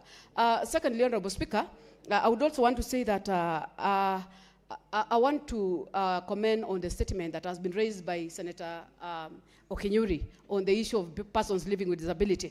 I think the biggest challenge that the committee has to look into is the registration of these persons living with disability, which the process takes long. A period of around 1 year, Honorable Speaker. For them to be able to access the SHA, to be able to access the stipends from the government, to be able to get the assistive devices, they have to be registered. And this is the problem that we are facing in this country, because when you go deep in the grassroots, Honorable Speaker, you find a number of them are not registered, and you can find a number of them languishing in poverty, Honorable Speaker. So the only thing that I would want to request is that the committee should look into this and make sure that the personnel are sent to the ground to make sure that all these are brought to the book. I think, Honorable Speaker, I've been raising this issue of person living with disability on a number of times because I want to tell you, Honorable Speaker, if you go to their families and you see the way they are living, you will understand the kind of challenges that they are going through. Sometimes you go for a meeting, and even transportation alone is a challenge because they cannot even, some of them cannot even sit on borders. They even cannot afford the transport, Honorable Speaker. So the ministry should look into a way of making sure that these registrations are done at the grassroots level so that at the end of the day, we know the exact number of the persons living with disability and also segregate to an extent that we have the exact number of the vulnerable, the most vulnerable, who are supposed to be assisted, Honorable Speaker. Otherwise, I just want to say that I will ask the committee to act with speed and make sure that this issue is addressed. Thank you. Senator Abbas. Thank you, Honorable Speaker. Honorable Speaker, I want to contribute to and comment on the issue of Senator Cherargei on the water shortage in Wajir. Honorable Speaker, you know, we don't need to act like, hired guns in this Senate. That the respective senator of Wajir is here and able to bring his own statements. Wajir, of course, the whole country has a water problem everywhere. Even Nairobi, we are using water boosters. But one thing I can tell you, Wajir experiences water shortage every time, from time to time, like any other part of the country. The county and the national government have drilled 600 boreholes. And every now, as we talk, the dams have been scoped and have been drilled. Have been done. There are so many dams.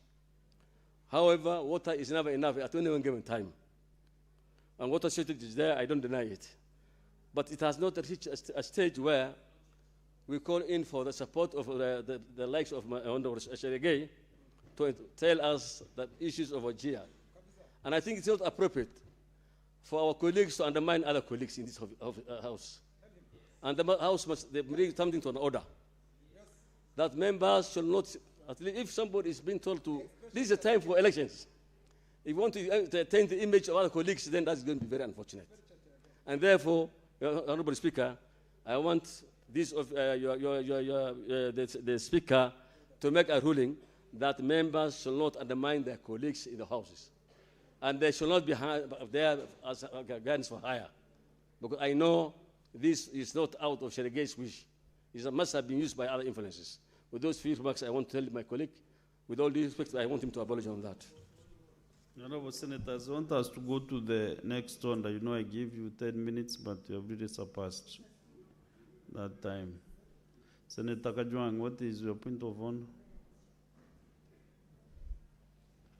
Mr. Speaker, you'll just indulge me because Senator Abbas has sat down, but I just wanted it to be, for us to remind ourselves that we are senators of the Republic of Kenya, that despite needs and issues coming from specific counties, let us look at ourselves as senators of the Republic of Kenya, such that if there is any discomfort, and Mr. Speaker, you chair the liaison committee, those are things that can be addressed at different levels at the point of approval of the statements, so that we do not speak on the floor as if we are casting aspersions on colleagues. But every senator here, including even the nominated senators, have got the power constitutionally to defend and represent the interest of each of the 47 county governments. I just wanted to, I understand the concern of Senator Abbas, but it should not sound as if we are imputing improper motives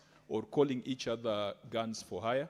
And I respect Senator Abbas tremendously, but it should not be on record that we are accusing each other of ill motives. Mr. Speaker, you can guide us in the liaison committee accordingly on that matter.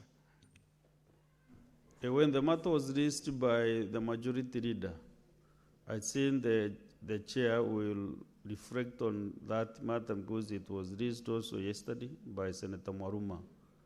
So it is a matter that really needs some thoughts put on it. Senator Mudama, last.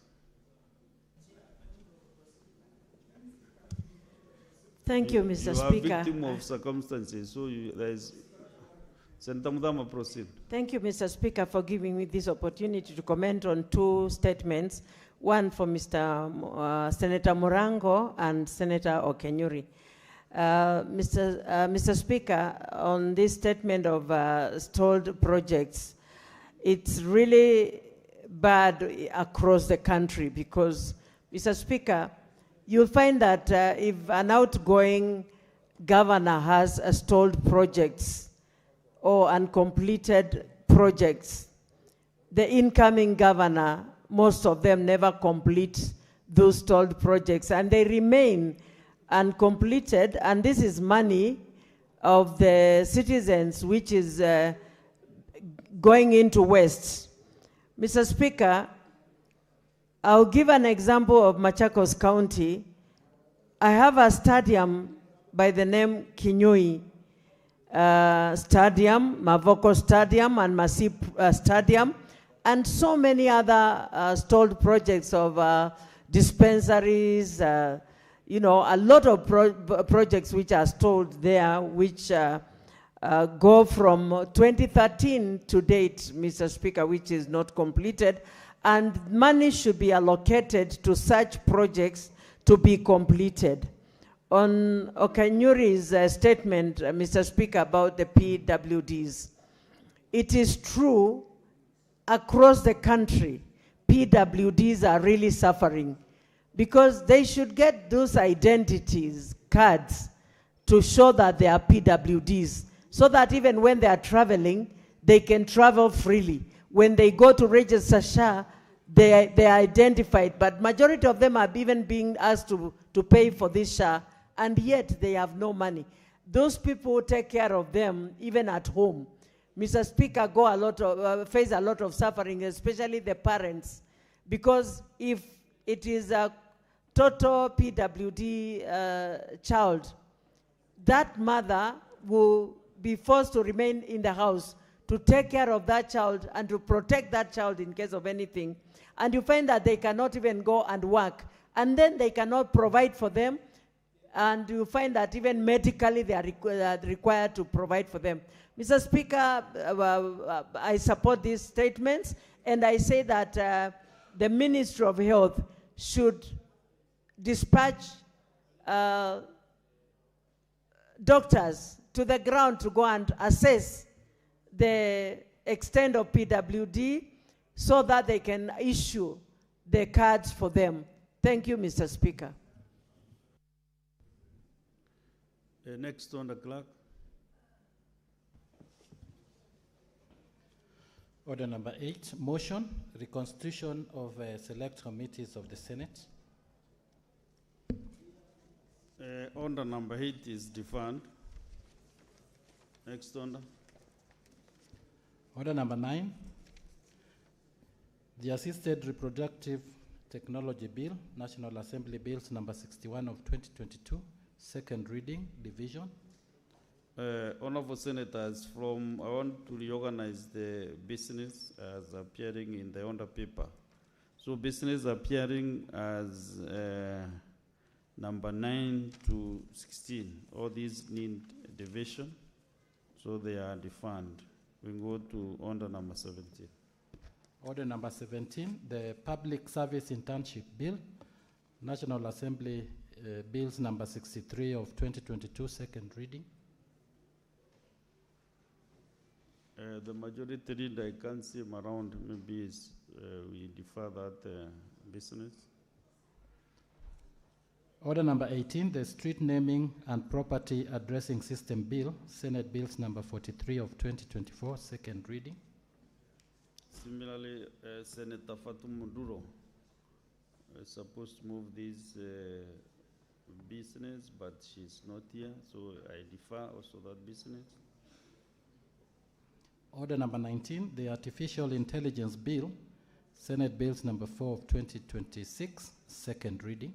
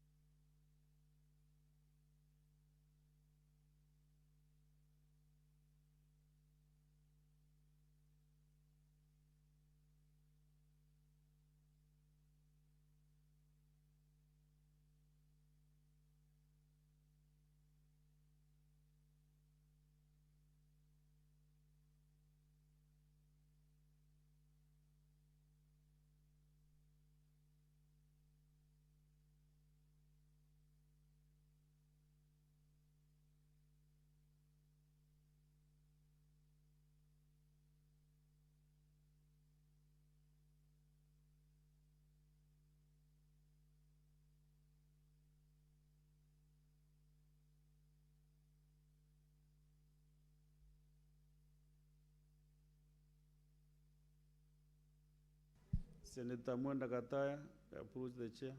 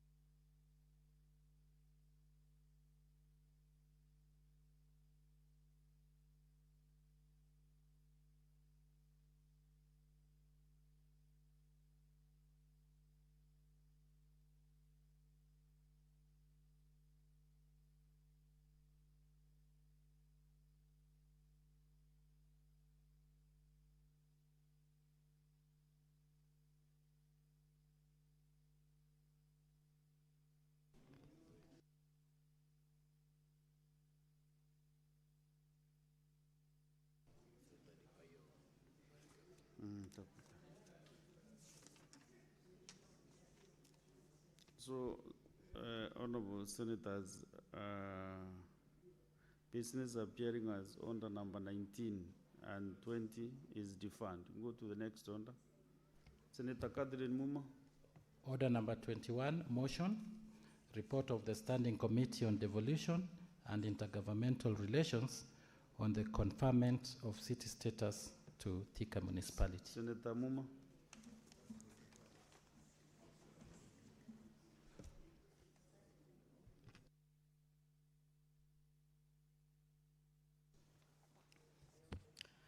Thank you, Honorable Speaker. Mr. Speaker, I beg to move that the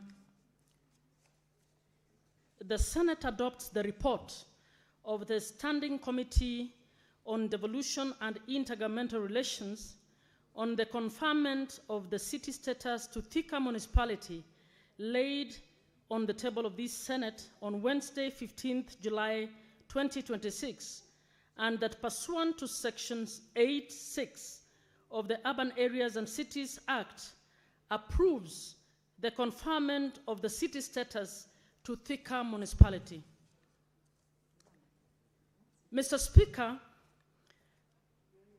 via a letter dated 24th June 2025 and referenced CAK 1-1910, Volume 210, the Clerk of the County Assembly of Kiambu conveyed to the Clerk of the Senate the resolution of the County Assembly to adopt the report of the Ad Hoc Committee recommending the conferment of the city status to Thika Municipality, along with the letter transmitting the resolution of the County Assembly. The County Government of Kiambu forwarded the following reports. A, the report of the Ad Hoc Committee constituted to consider and make recommendations on the conferment of the city status to Thika Municipality, and B, the report of the County Assembly Committee on County Planning and Urbanization on its consideration and approval of the report submitted by the Ad Hoc Committee. At its sitting held on Tuesday, 15th July 2025, the Speaker of the Senate issued a communication by way of message to the House pursuant to Standing Order 48.3 of the Senate Standing Orders transmitting the resolution of the County Assembly of Kiambu to confer the status of city to Thika municipality. The Speaker then referred the matter to the Standing Committee on Devolution and Intergovernmental Relations. Mr. Speaker, the committee considered the provisions of the Urban Areas and Cities Act, Cap 275, that guided the application for conferment of city to municipalities, and analyzed the reports submitted by the county government of Kiambu to ascertain compliance with the provisions of the Act. The committee invited the county government of Kiambu to make oral submissions and to provide any additional information to the application on the application for conferment of city to Thika municipality. The governor of Kiambu County, accompanied by the Thika Municipality Board, and the ad hoc committee on the application for conferment of city appeared before the committee on Thursday, 7th August 2025. The committee also wrote to the Office of the Auditor General to confirm the total revenue generated by Thika municipality from the financial year 2018-2019 to financial year 2024-2025. The committee also wrote to the Kenya National Bureau of Statistics to confirm the total population of the municipality. The committee further wrote to the following stakeholders to seek their views on the matters: the National Lands Commission, the Thika Residents Association, Thika Small Traders Association, and Kiambu County Poultry Farmers Society, among others. Mr. Speaker, in addition to the aforementioned activities, in accordance with Article 118 of the Constitution, the committee published an advertisement in the newspaper, in the Standard newspaper, on 13th March 2026, inviting members of the public to submit any representations they may have on the matter by way of memoranda. The committee further invited members of the public to a public hearing that was held on Wednesday, 8th April 2026 at Mount Kenya University Graduation Pavilion in Thika. A detailed matrix of all submissions, including concerns raised and recommendations made, is annexed to the report at Annex 4. The committee also conducted a guided inspection of the various amenities and services provided by the municipality to ascertain compliance with the requirements of the first schedule of the Urban Areas and Cities Act, Cap 275. The establishments inspected included Gatitu Road, Rosary Early Childhood Development Education Center, the Kiambu County Level 5, the Thika Stadium, the Mama Ngina People's Park, Thika Water and Sewage Company, Tiwasco, and Thika Fire Station. Additionally, the committee benefited from a comparative analysis of similarly positioned twin cities across other jurisdictions, taking into account Thika's position as in close proximity to Nairobi metropolitan region. Mr. Speaker, following the conclusion of these activities, the committee subjected the application for conferment of city to Thika municipality to the procedural requirements under Section 8 and under Section 8 of the Act and meets,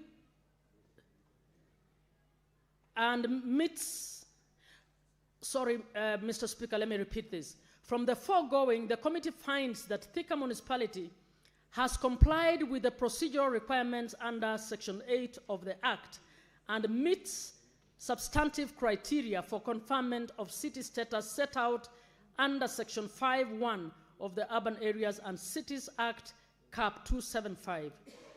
The committee observes that the conferment of the city status to Thika municipality will provide an important platform for accelerated development, improved service delivery, and enhanced local economic growth planning.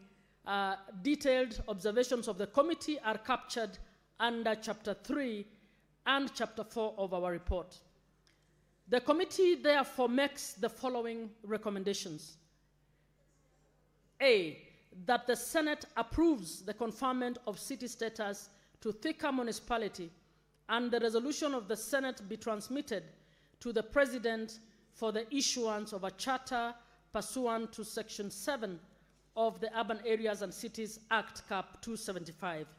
B, that noting the undertakings given by the county government of Kiambu in the course of the committee's inquiry to fully operationalize the facilities and services within the proposed city, the governor of Kiambu County submits to the Senate within 90 days of the conferment of city status work plans for the following. 1, the full operationalization of the public theater and the museum or interpretive center. 2, the enhancement of infrastructure and services within the residential estates, including road networks, drainage systems, flood mitigation, water supply coverage, and solid waste management in line with the matters raised by residents during the public participation process. And 3, the transmission to a smart waste management framework, including the full operationalization of the Kangoki sanitary engineered landfill. Mr. Speaker, may I take this opportunity to commend the members of the committee for their diligence and commitment to duty throughout the consideration of this application. I also wish to thank the Office of the Speaker and the Clerk and the Senate for the support extended to the committee in undertaking this important assignment.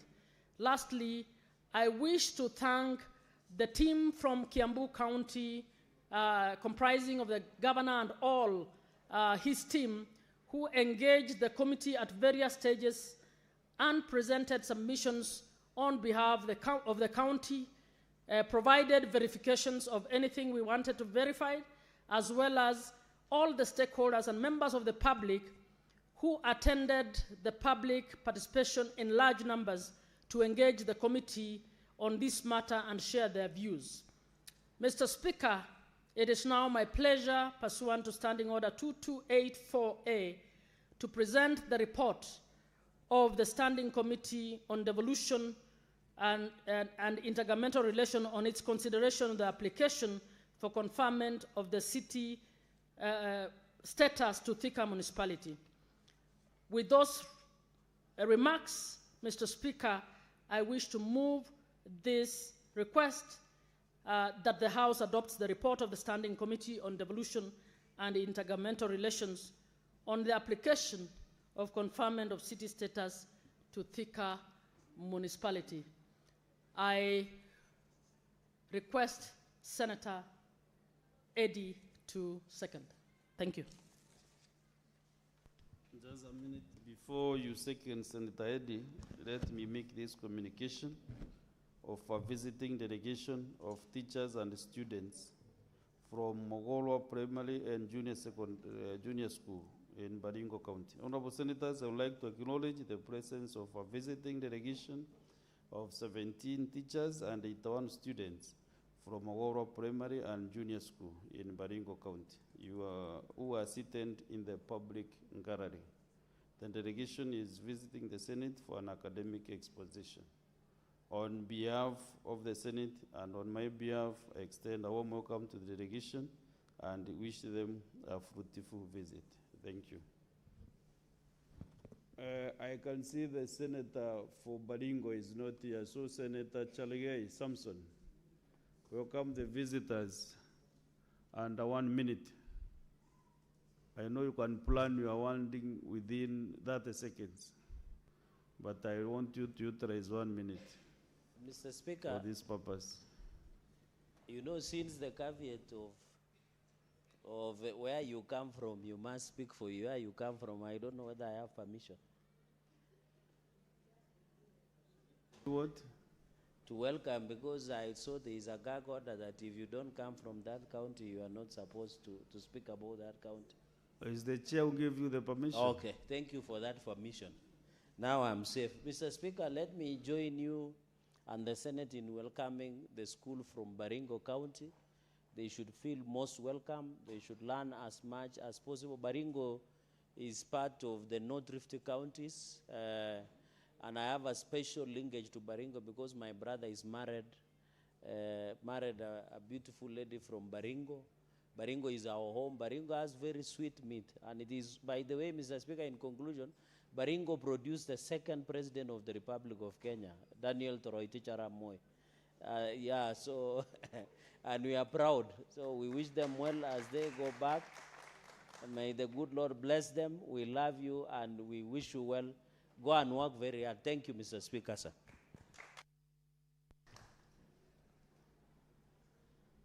Okay. Senator Andy Okech, proceed and second the motion.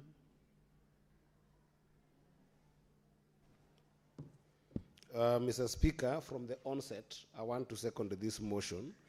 And in seconding, also I want to commend the Intergovernmental Relations, the Standing Committee on Devolution and Intergovernmental Relations. I think this is chaired by Senator Abbas. And of course, vice chaired by the able Speaker's panel member, Senator Muma. Mr. Speaker, when a committee does a good job, it really delights me. And I want to thank them and also commend them for a good job they have done, together with all the members of the committee. Even in the presentation that has been put here by Senator Muma, it's actually very impressive, Mr. Speaker. Because, Mr. Speaker, the idea of the Urban Areas and Cities Act was not an idea to establish municipalities and cities as another level of government, the way they used to be before. It was there to introduce urban areas and cities as a potential revenue generating stream, as well as a channel of service to the people through these devolved units.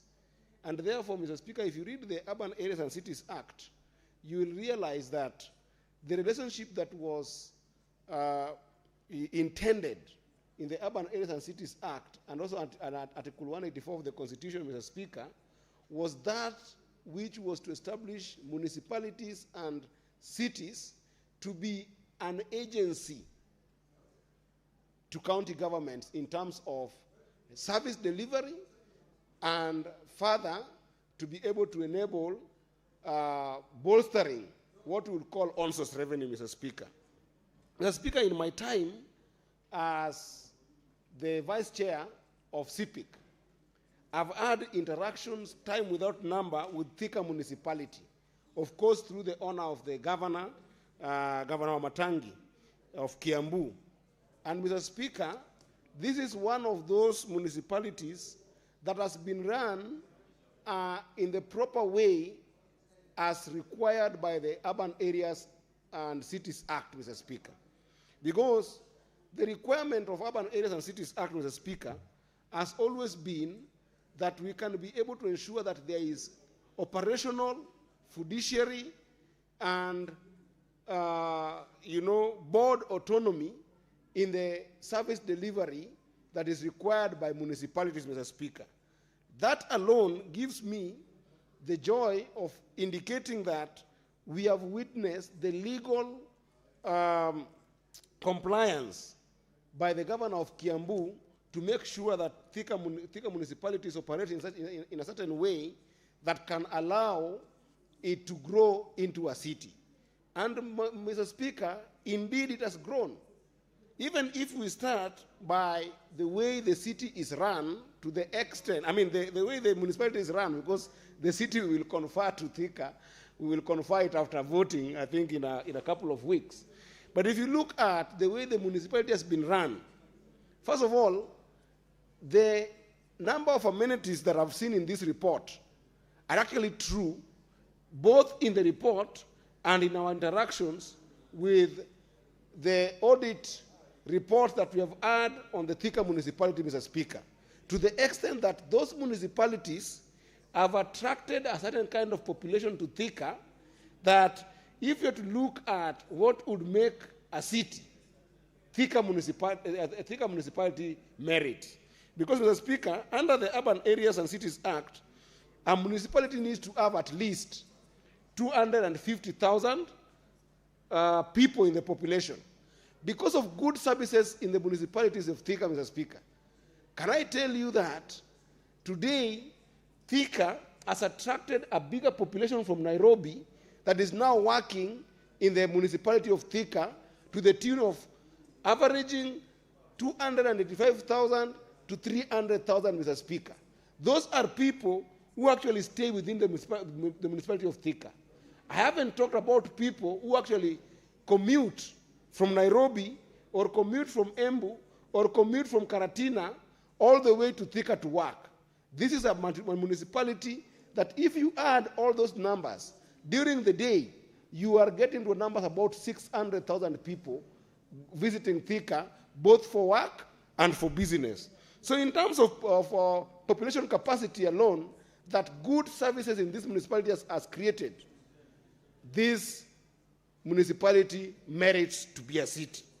Mr. Speaker, another part of the city, because I've told you that when we look at the merit of the municipalities, Mr. Speaker, we look at the sustainability in terms of not only being an agency that can be a revenue generator to that particular county as an agency, but also being able to have a plowback mechanism that every single resources that are raised by that municipality can be plowed back to the sustainability of services of that municipality through the board of that municipality, Mr. Speaker. I am proud to say, Mr. Speaker, and this one I can say, Mr. Speaker, that other governors must learn from the governor of Kiambu, Governor Matangi. Mr. Speaker, can you imagine that in the last 4 or 5 years, the governor of Kiambu has pushed the financial resources, what I would call the on-source revenue of the Kiambu County, to nearly 2.5 billion and upwards of this amount, Mr. Speaker.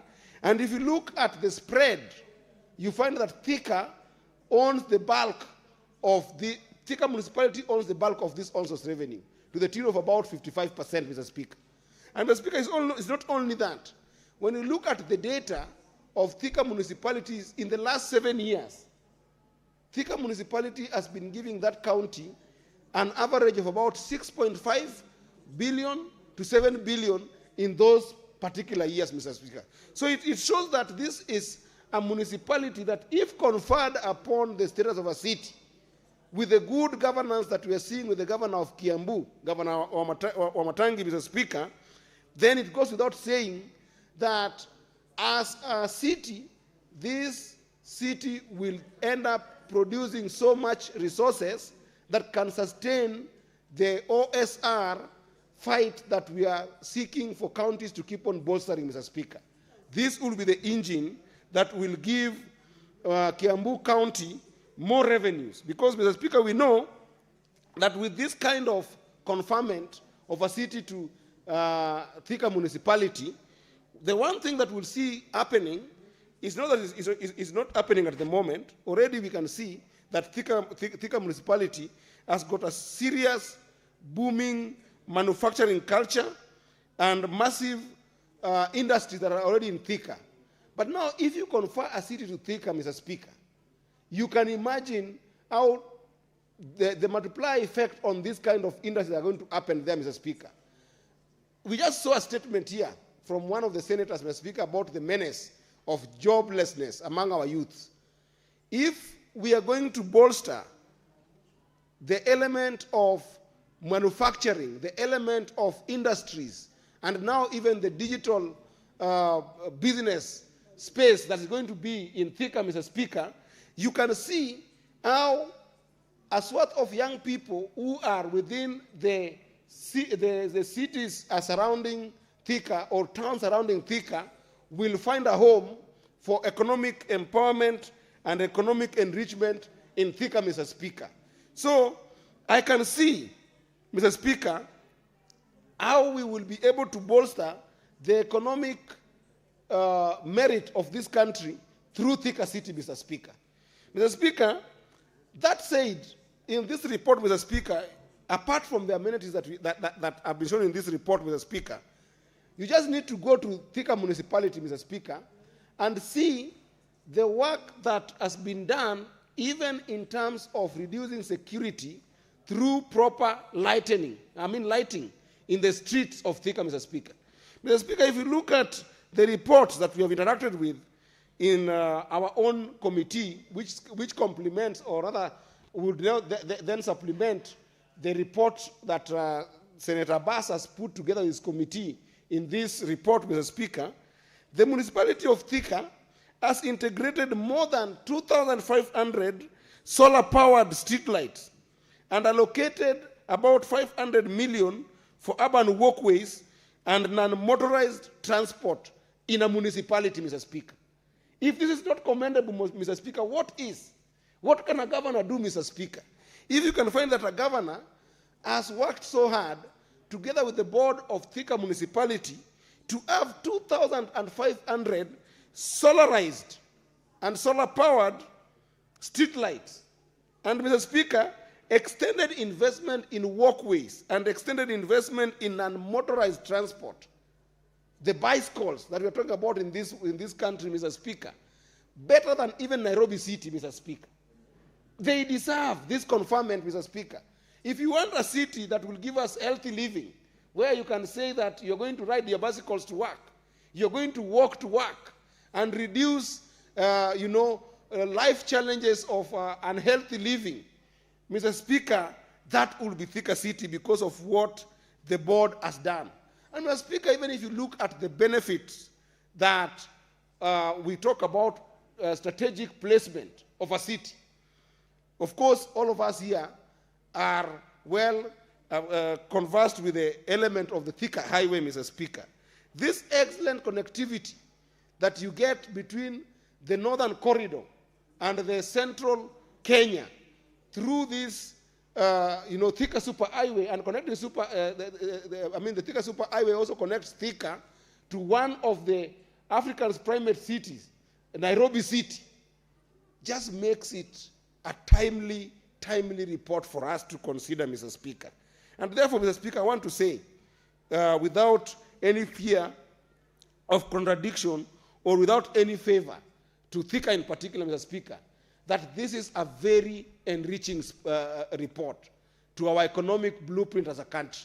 Because if you can work hard to adopt this report and go a mile further to confer a city status to Thika, Mr. Speaker, I can see how the merit of this country will go in empowering devolution, Mr. Speaker. Mr. Speaker, if you look at utility expansions in Thika municipality, I've actually been impressed, both by the agenda of the national government, that is the administration of President William Ruto, and working hand in hand with my brother, Governor Senator Wamatangi, Mr. Speaker. I have seen in Kiambu the expansion of utility infrastructure, Mr. Speaker, whereby Kariminu Dam, which has got storage capacity of about 70 million to 90 million cubic meters of guaranteed water supply, have been put together in this particular municipality. This one I've seen when I'm looking at the report in CPIC, Mr. Speaker. A dam that has got capacity of 70 million to 100 million. What that means, Mr. Speaker, is that, as I've told you, that if Thika municipality has got 300,000 households that are living there, 100,000 of them are connected to water services, Mr. Speaker. Where do you get these numbers across our country? Where do you get these numbers?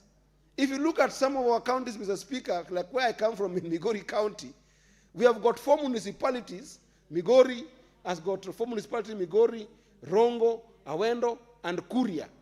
And all those municipalities, Mr. Speaker, are barely struggling to access water. I have had to deal with a number of municipalities, Mr. Speaker, across this country in CPIC, that if you look at their status of water supply, if you look at all their WSPs, water supply providers, Mr. Speaker, they are barely having 50 to 40% of their revenue from water, meaning that they are producing 60 plus non-revenue water, Mr. Speaker. Yet there is a municipality in this country called Thika Municipality that has got water connectivity to 100,000 households out of its population of about 300,000, Mr. Speaker.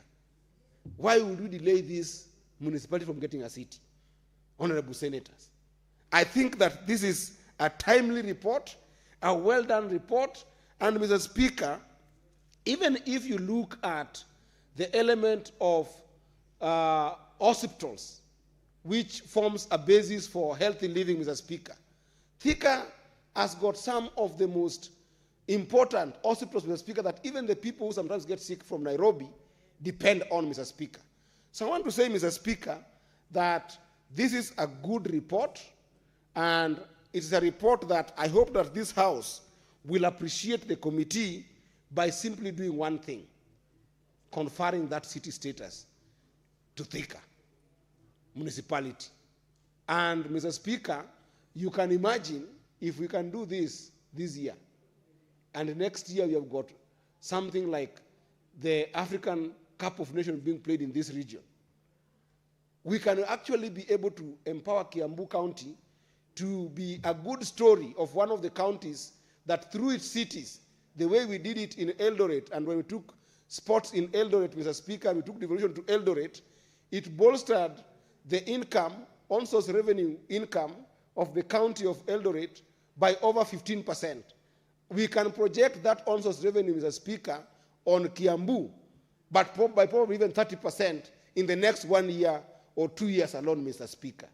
And Mr. Speaker, these kind of efforts by the Senate are some of the things that we must fight for to make sure that we advance these kind of conversations. Because within Nairobi alone, Mr. Speaker, where we're talking about a potential metropolis in places like Kajiado, I would want to see something like that happening in Kajiado, Mr. Speaker. Let people go to Machakos County, Mr. Speaker. Let this committee go to Machakos County, go to Kajiado, and do this kind of assessment, and then empower these municipalities that are within Nairobi County. Confer to them city status. Let them be autonomously run by city boards, Mr. Speaker. And you will see a booming economy through such effort as a Senate. Let us not shy away in giving the Urban Areas and Cities Act some breath and some life, Mr. Speaker. Because even if you look at Machakos County, Mr. Speaker, one of the biggest hallmark of what we call water service agencies, the Athi Water Works Agency, Mr. Speaker, is based in Machakos, Mr. Speaker. And more water that are being used in Nairobi come from Machakos. Part of it comes from Kajiado. Most of these projects that come from that we see in Nairobi, Mr. Speaker, are empowered by Kajiado, Thika, and Kiambu at large, and Machakos. We must go to these places, Honorable Senator Abbas. Let's go to these places. Let's do an assessment, and let's come with those assessments and give these places city status, the status that they deserve, and we will see a booming economy in the devolution infrastructure, Mr. Speaker. With that, Mr. Speaker, I wish to second and support and appreciate the governor of Kiambu for the good work he has done, at least in the running of this municipality, and we will, as a Senate, hopefully respect, honor, and appreciate the people of Kiambu for their good effort of industry in Thika by giving them a Thika city in our sitting, perhaps this particular year. I thank you, Mr. Speaker.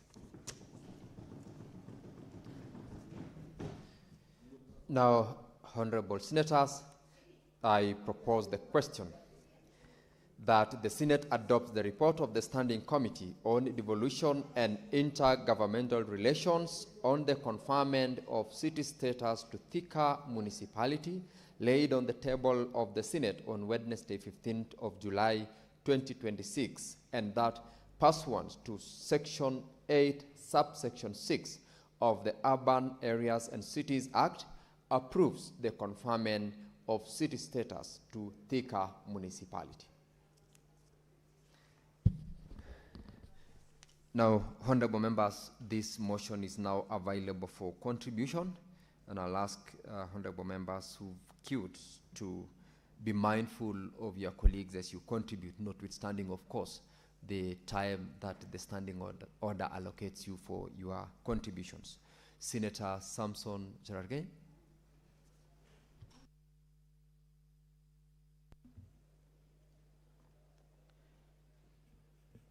Thank you, Mr. Speaker. Sir, I've read the report of Devolution and Intergovernmental Committee, and I've listened to the mover of motion, the distinguished senator who is a member of your presidium, moving. So, Speaker, the reading of Article 184 of the Constitution, we have been given power to come up with a legislation on how to classify urban areas and cities, principles of governance and management of urban and cities areas under Article 184. So, Speaker, the powers of Senate in Section 5(6) of the Urban and Cities Act provides for the criteria. One of the criteria to receive the status, if the reading of that Urban and Cities Act is very clear, Mr. Speaker, sir, is you must at least a minimum of 250,000 population. Mr. Speaker, the reading of this report, in my own understanding, the only criteria under Section 5 of Urban and Cities Act that the report that has been tabled before the House by the committee is only on the population. Other criteria or yardsticks provided by Section 5 of the Urban and Cities Act has not been met after reading through it, Mr. Speaker, sir. I appreciate that we still have challenges of cities and urban centers in this country. Even Nairobi is not a going concern. I know most cities struggle. They celebrate by receiving city status. We saw Nakuru. We came to this house. We did Eldoret. Now Kiambu County are proposing Thika. I think what Kiambu needs is not a city. What Kiambu needs is to come up with 2 counties. Because looking at the population and the capacity, we should come out with 2 counties if we ever review the Constitution, to give Kiambu County, to divide into 2 counties. That is what will ensure efficiency of service delivery in terms. Mr. Speaker, some of us who have been to Thika, it's so congested. It's so dirty, Mr. Speaker. The jam that when you exit from Garissa, as you try to join Thika Super Highway, is so congested, Mr. Speaker, and the roads are narrow. I was there a few weeks ago. Just like Wayakiwe here, the litter is all over, Mr. Speaker. So we need to be convinced the reading of Section 5 of the Constitution needs to be very clear. We just need not to give city status for the sake of it. We must build cities that we should be proud of. If today you bring a visitor and you decide to take that visitor to Thika and tell them that we want to upgrade Thika to the city, they will be wondering whether the name city has changed. Mr. Speaker, because even looking at the hospitals that are available there, apart from the huge gridlock of traffic, and I wish, Speaker, when you, from MKU, as you come all the way, I'm happy the President has noted that we might end up doing a dueling to decongest Thika town, Mr. Speaker. When we visit there, there is congestion, poor planning, Mr. Speaker, litter everywhere, dirt everywhere. I remember when I was there 2 weeks ago, there was a meeting of students from the region where you and come from. Even you could see the sewerage spill over. So, Mr. Speaker, we must be serious and ensure that when we want to give a county a city, it must meet the threshold of the Constitution, Mr. Speaker, of Section 5. Mr. Speaker, even the issue of ambulances Even, Mr. Speaker, you need to protect me from the distinguished senator of Machakos. I don't know why she will not wait for her time. Senator Mudama is saying that even Machakos is due. I think, order, Senator Mudama. Order, Senator Mudama. Proceed, Senator Cherargei. Order. We'll discuss Machakos when it comes before the House. I'm just on Thika. So, Mr. Speaker, I know Nairobi. Nairobi, to many people, it looks like a huge slum city. In fact, Nairobi should be called slum city. Because when it is raining, the floods are all over, the drainage is poor, Mr. Speaker, the sewerage is not functional. Mr. Speaker, the non-availability, I know there is Carmenu Dam that is supposed to supply water to Thika. But in this report, we have not been ensured that this capacity of population that will be in Thika to access, Mr. Speaker. Even the issue of ambulances, the fire ambulances, Mr. Speaker, which is, and I'm happy you are now sitting and you are a lawyer and you understand what I'm saying under Section 5 of the Urban and Cities Act. We must have fire and ambulances. There is no, and I want to challenge the committee, they went and made the governor in his office, Mr. Speaker. But we need to be told where this, we need to be told the number of fire station machinery. How many are they? Mr. Speaker, we need to be told the public toilets that are there. The stadium, Mr. Speaker, that is there. You don't just give, Mr. Speaker, city status for the sake of giving it. We need to be told whether traffic lights, I was there are no traffic lights. Unless Wamatangi Kimani, who I saw him advertising himself yesterday in Citizen TV, has put traffic lights today. We must be told a city will only be a city when some of these infrastructures are there, Mr. Speaker. Even looking at, Mr. Speaker, another Section 5, it talks that there must be revenue streams. Looking at the OAG report, and I'm happy, I wish the member, the senator, the distinguished senator, is talking about CIPIC, the town, Thika town. I know it is coming to CIPIC, those financial statements, Mr. Speaker. The section number 5, Section 5 of the, and Mr. Speaker, we love people of Mulima. I know Senator Kenywa might be worried, but we love the people of Mount Kenya, and we know Mount Kenya begins from Githurai. We know this is a special city, a special town for them. There are many industries. There are many things that are in Thika. And I saw them, they wanted to twist Wamatangi to join them in some outfit. Mr. Speaker, what I'm just saying. Senator Cherargei, would you like to be informed by Senator Kinywa? No, I'm sufficiently informed. Well. By the way, Speaker, if you notice when you are taking over, we were consulting. So he has sufficiently informed me, very well, which I have Senator not Kinywa, expired. Your offer is declined. Proceed, so, Mr. Speaker, yes, Mr. Speaker. So the point I'm trying to make is I'm on the revenue streams. I've read the revenue financial statements of Thika Town. It is not a going concern. Mr. Speaker, it must have a demonstrable revenue streams as per Section 5 of the Urban and Cities Act. And that is why I'm saying, if we have to give a city, we must tick. The tick, I agree, there are many industries in Thika. I agree. There are many EPZ, they are proposed. There is a Carmenu Dam. There is a proposal by national government to do dwelling into Thika to decongest. I agree. But the basic tenets of cleanliness, Mr. Speaker, even the allegations that some of the hospitals and mortuaries there can smell even to up to 100 meters, the allegations are there, Mr. Speaker. We must be given a fact, we must create cities that even when visitors come to Kenya, because Thika will be part of Nairobi City Metropolis, that we can be proud of. That we can be proud of, Mr. Speaker. So this revenue of Section 5 on the Thika, we must be told, because I have looked at the financial statements of the issue of Thika municipality or Thika town. Mr. Speaker, I'm afraid it does not reflect nor warrant.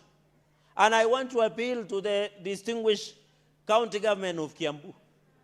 We are not saying it is wrong for them to request for a city status for Thika. We are not saying that. What we are saying, put your house in order, meet the marking of Section 5 of the Constitution before, Mr. Speaker, if this report is passed, Mr. Speaker, we shall send this report to the President for conferment of city status. I hope Senator Kenywa is marking that. The law says we will take it to the President for conferment of the city status. Senate will not go anywhere, Mr. Speaker. It will not go anywhere. Let us be told, even in an emergency, in fact, I heard Senator Eddy talking about riding bicycles or pedestrian walkways. We must have them. How many, Mr. Speaker, how many pedestrians today have died because they don't have walkways in our city here? Mr. Speaker, you saw even my brothers, Linda Mwanainchi, when they were traversing Bungoma. Did you notice they knocked off a bicycle rider? That video has gone viral. And even them, the Linda Mwanainchi people, have never apologized to that person, have never treated. But the argument will be, there is no a place for the bicycle to ride. And that guy was knocked down in Bungoma the other day. Mr. Speaker, if somebody knows that gentleman, he should contact me so that we can see how we can assist this, since Linda Mwanainchi has failed. So the issue of, Mr. Speaker, I don't know what Senator Mudama consumed today, because she's restless for nothing. And I've only seen her taking water only, so I don't know what has changed. It is a fact, and I will send you that information, Senator Mudama, that I'm arguing that we must have where bicycles ride, where people walkways, pedestrian walkways. That's my argument. Because during Linda Mwanainchi forays in Bungoma, they knocked down a bicycle rider, and no one has apologized to that person or treated. And that's why I'm saying, Speaker, that we should know who that person is so that some of us can assist that individual, because Linda or Shinda Mwanainchi has failed to assist, Mr. Speaker. That is why we are saying in Thika, and we want to come to Machakos, we want pedestrian walkways. We want where people can ride bicycles. We want to encourage the green city. We want to ensure that is available. But when you go to Thika, it's not there, Mr. Speaker. And that is why even Kenya Urban Support Program, Kenya Urban Support Program has been funding some of these counties to create pathways and walkways. And Mr. Speaker, even if this Nairobi city, I've seen Kura, Kenya Urban Road Authority, are doing what we call footbridges. We need to be told, because Thika as a town is congested, how many footbridges are there? How many walkways are there? How many pedestrians walkways are there, Mr. Speaker? We need to protect our pedestrians, and that is why the requirement of Section 5 of Urban and Cities Act is very clear. Mr. Speaker, number 4, which is very sensitive, and I know the people of Thika are watching. You know, when you get city status, and I remember that story in Eldoret also. You know, when the city status come, the value of land rates and rent will go up. The value of advertising will go up, Mr. Speaker, sir. The value of everything will go up, because it comes, are the people of Thika ready for these changes in increment? Because the revenue now must be collected. The revenue must be repriced adverse, because these are city status. I remember in Eldoret's situation, the people or businessmen were arguing that revert us to the town. I know public participation was done, and I've seen this report, Mr. Speaker. But we know how public participation is done, Mr. Speaker. People are coached, they are guided, but when this implementation will come, people will be very hesitant, because their rent, their rates, the access to services, it must commensurate to the payment of revenue stream, Mr. Speaker. And therefore, Mr. Speaker, this issue of Section 5 and even Article 184 of the Constitution, we must look at it, Mr. Speaker. Number 4, Mr. Speaker, issue of emergency response. Emergency response. You know, I saw Nairobi. Let me use Nairobi because my colleagues understand. We had to create what we call barrows. Embakasi, maybe Westlands, maybe Yalingam, maybe Kilimani. We know the city network, and I saw that they're arguing that it's a railway. That railway is Colonial Railway. It is a railway that is passing that city.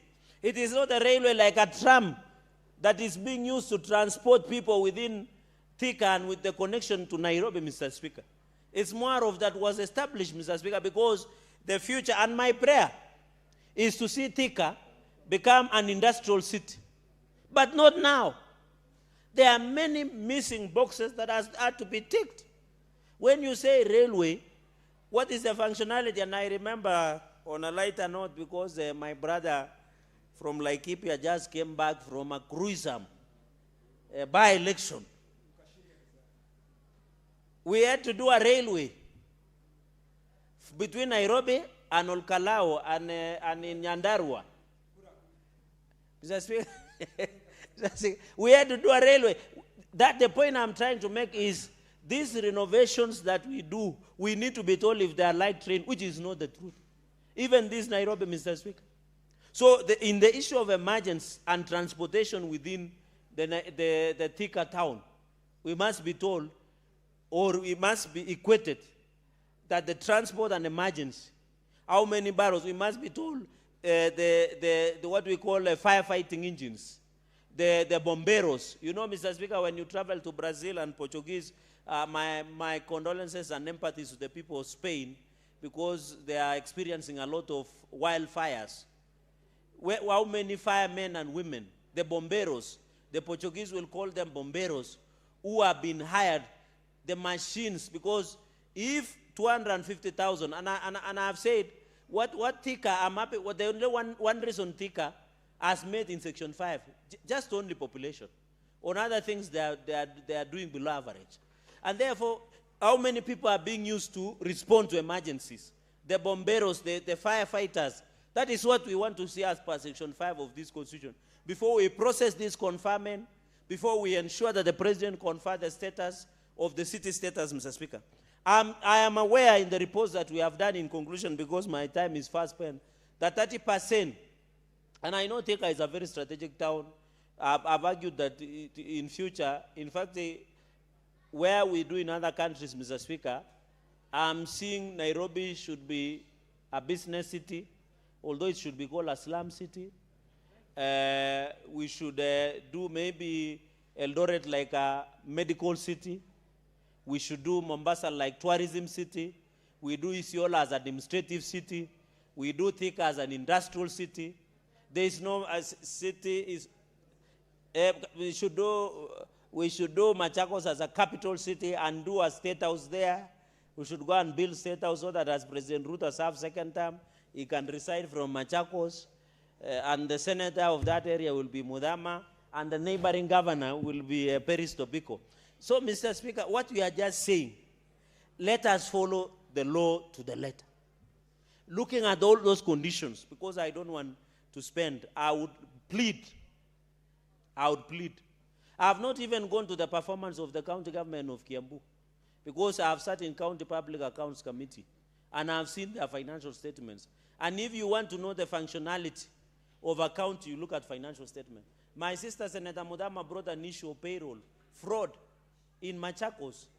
It is happening. Even 90 years is investing payroll.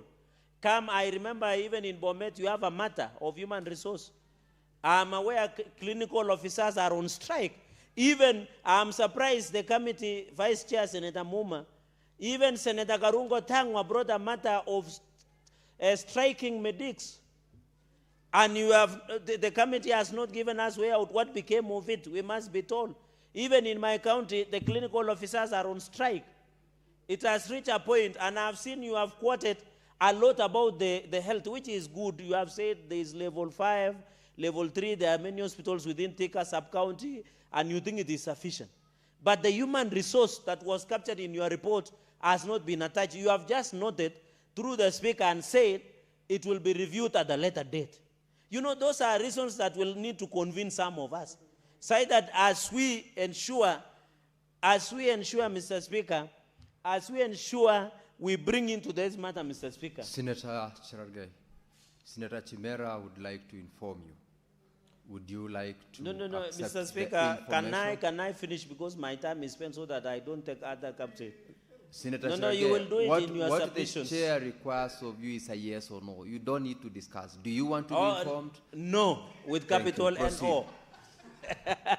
Mr. Speaker, in conclusion, what I'm applying, and you know is our in-law. I will ask our sister what he wants to tell me, because he's our in-law.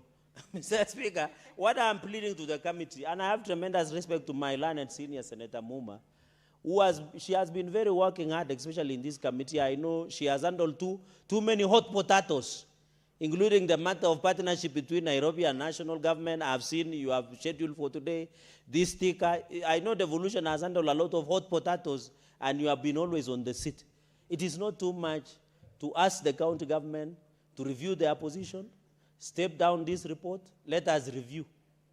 Let us review. Let us give them chance. There is no problem. It is my aim, it is my belief. Because if it comes the way it comes, I am afraid as the report you have presented and persuasion you have given us, I will be able to decline. And this is the first time Senator Monteti is speaking in this house. I yield back and I oppose the report. Senator Mudama.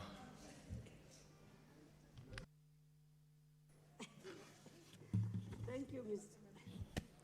Thank you.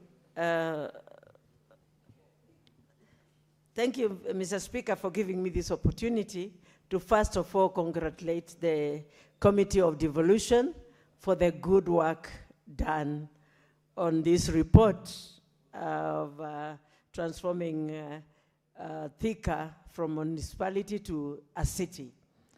Mr. Speaker, Thika has been there for a while. When I was growing, Thika was still there. And Thika had so many factories. And I would say that Thika is actually overdue for becoming a city. They meet all the criteria that a city demands. They have more than the 300,000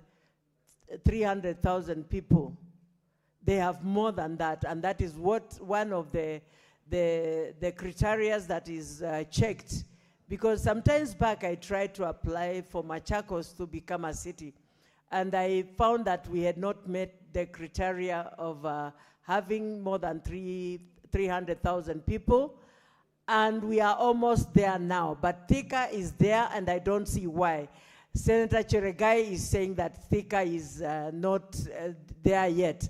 And you're also encouraging the people of Thika to refuse this, because you are telling them that their land will increase in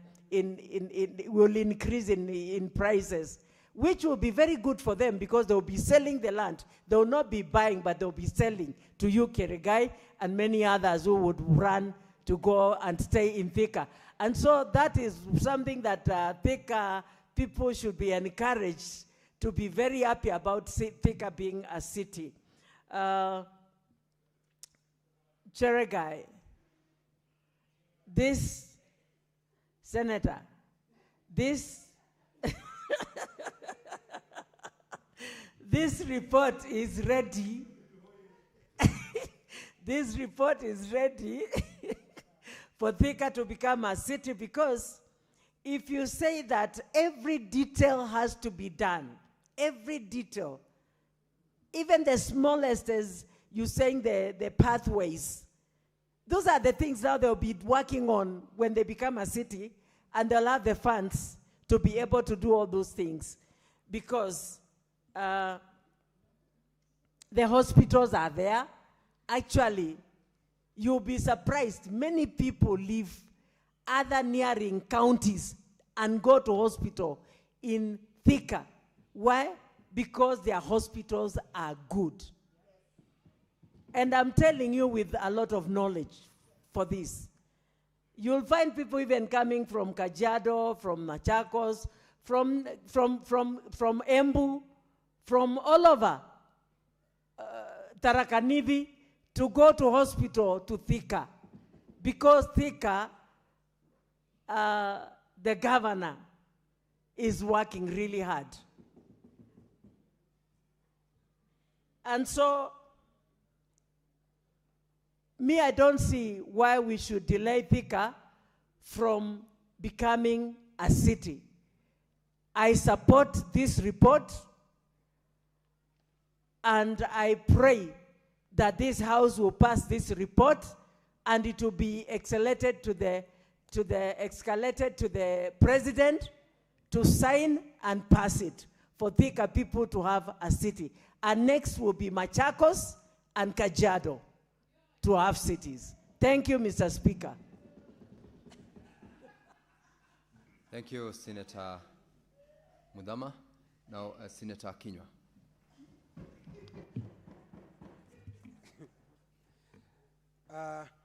Kuanzia mwanzo, Bwana Spika, nataka kupongeza kamati ya ugatuzi ambayo wamefanya kazi kwa uwerendi, na hasa nikijua kwamba anayeongoza katika kamati hiyo Senator Muma ni mtu aliyebombea katika kazi yake, na najua wameifanya kwa uadilifu na uzoefu mkuu. Bwana Spika, hapa hakuna mambo mengi. Nimemsikiza Senator Cherargei akiongea kizungu kingi, lakini ukweli wa mambo ni ya kwamba ili manispaa iweze kupandishwa hadhi na kuwa jiji, ni bayana yale mambo ambayo yanapaswa kufuata. Na kuuliza haya mambo kama yamefuatwa, ni jambo rahisi kuuliza. Kwanza, sheria inasema ya kwamba ni mpaka kuwe na watu katika manispaa ile, ni mpaka kuwe na watu 2.5 million.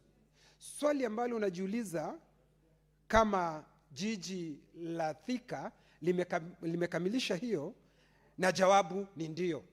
Kwa hivyo, kwa hayo wamepasi. Jambo lingine ambalo unapaswa kujiuliza ni ya kwamba ule mji wa Thika kifedha na mapato yake iko namna gani? Bwana Spika, inajulikana wazi ya kwamba Thika ni kitovu cha viwanda katika Jamhuri ya Kenya. Unaweza kuilinganisha na Birmingham, Bwana Spika. Kwa miaka 7 iliyopita, Thika wamekusanya zaidi ya bilioni 6.4, Bwana Spika. Hiyo ni kiwango cha kutosha kusema ya kwamba mapato yao yanaweza kuikimu hilo jiji. Bwana Spika, jambo ambalo ningetaka Senator Cherargei wa kutoka Nandi asikie ni ya kwamba jiji la Thika litakuwa la 6 tukikubali. Kwa sababu la kwanza ni Nairobi, pili Mombasa, Kisumu, Nakuru na Eldoret. Ya mwisho ni Eldoret. Na hii nikilinganisha naona ya kwamba Thika ikifanywa iwe mji mkuu, ndio wakati huo tunapata Rigathi Gachagua atakuwa rais wa 6. Ina mambo mingi inamaanisha. Bwana Spika, vile vile Bwana Spika Order, honorable members. Order, honorable senators. Bwana Spika, Order, honorable senators. What's your point Bwana of order, Spika, Senator tukiangalia miundo Kinyua, miundo mbinu na huduma. Senator Kinyua, take your seat. What's your point of order, Senator Karen Nyama?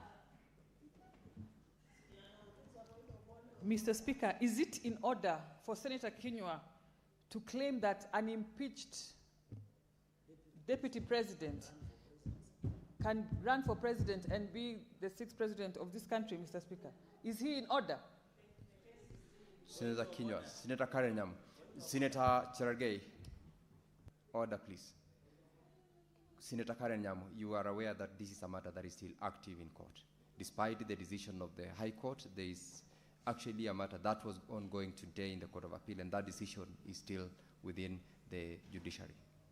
You have therefore raised a point of order which I'm overruling, and I allow Senator Kinyua to proceed.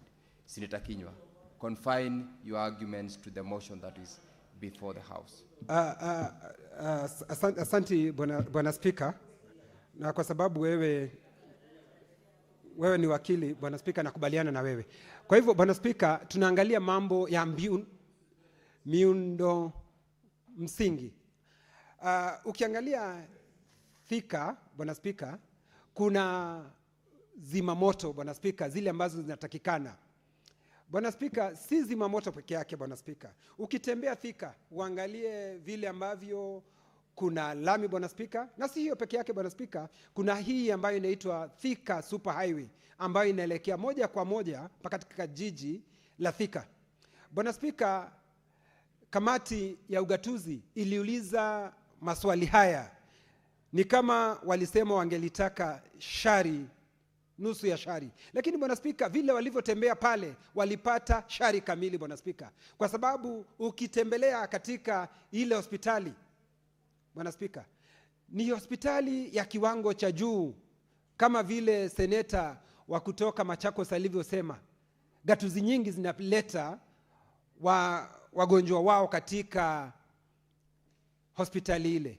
Bwana Spika, mambo ya zimamoto, Bwana Spika, sio hiyo tu. Ukiangalia hiyo kaunti, hata shule za chekechea ikiwa zingelihitajika kuangaliwa, Bwana Spika, hiyo kaunti imebombea sana. Hakuna sababu yoyote, Bwana Spika, ya sisi kutoipatia ile hadhi ambayo Thika wangelitaka, kwa sababu ukiangalia katika jedwali, Bwana Spika, na ikiwa ni alama unaweka imekubalika kila mahali, Bwana Spika, kaunti manispaa ya Thika inapaswa kupandishwa hadhi, kwa sababu mambo yote ambayo yangelihitajika, Bwana Spika, yote yamewekwa bayana na ripoti ya seneti hii ya ugatuzi. Na Bwana Spika, mambo yote ambayo yalihitajika wamesema inakubalika.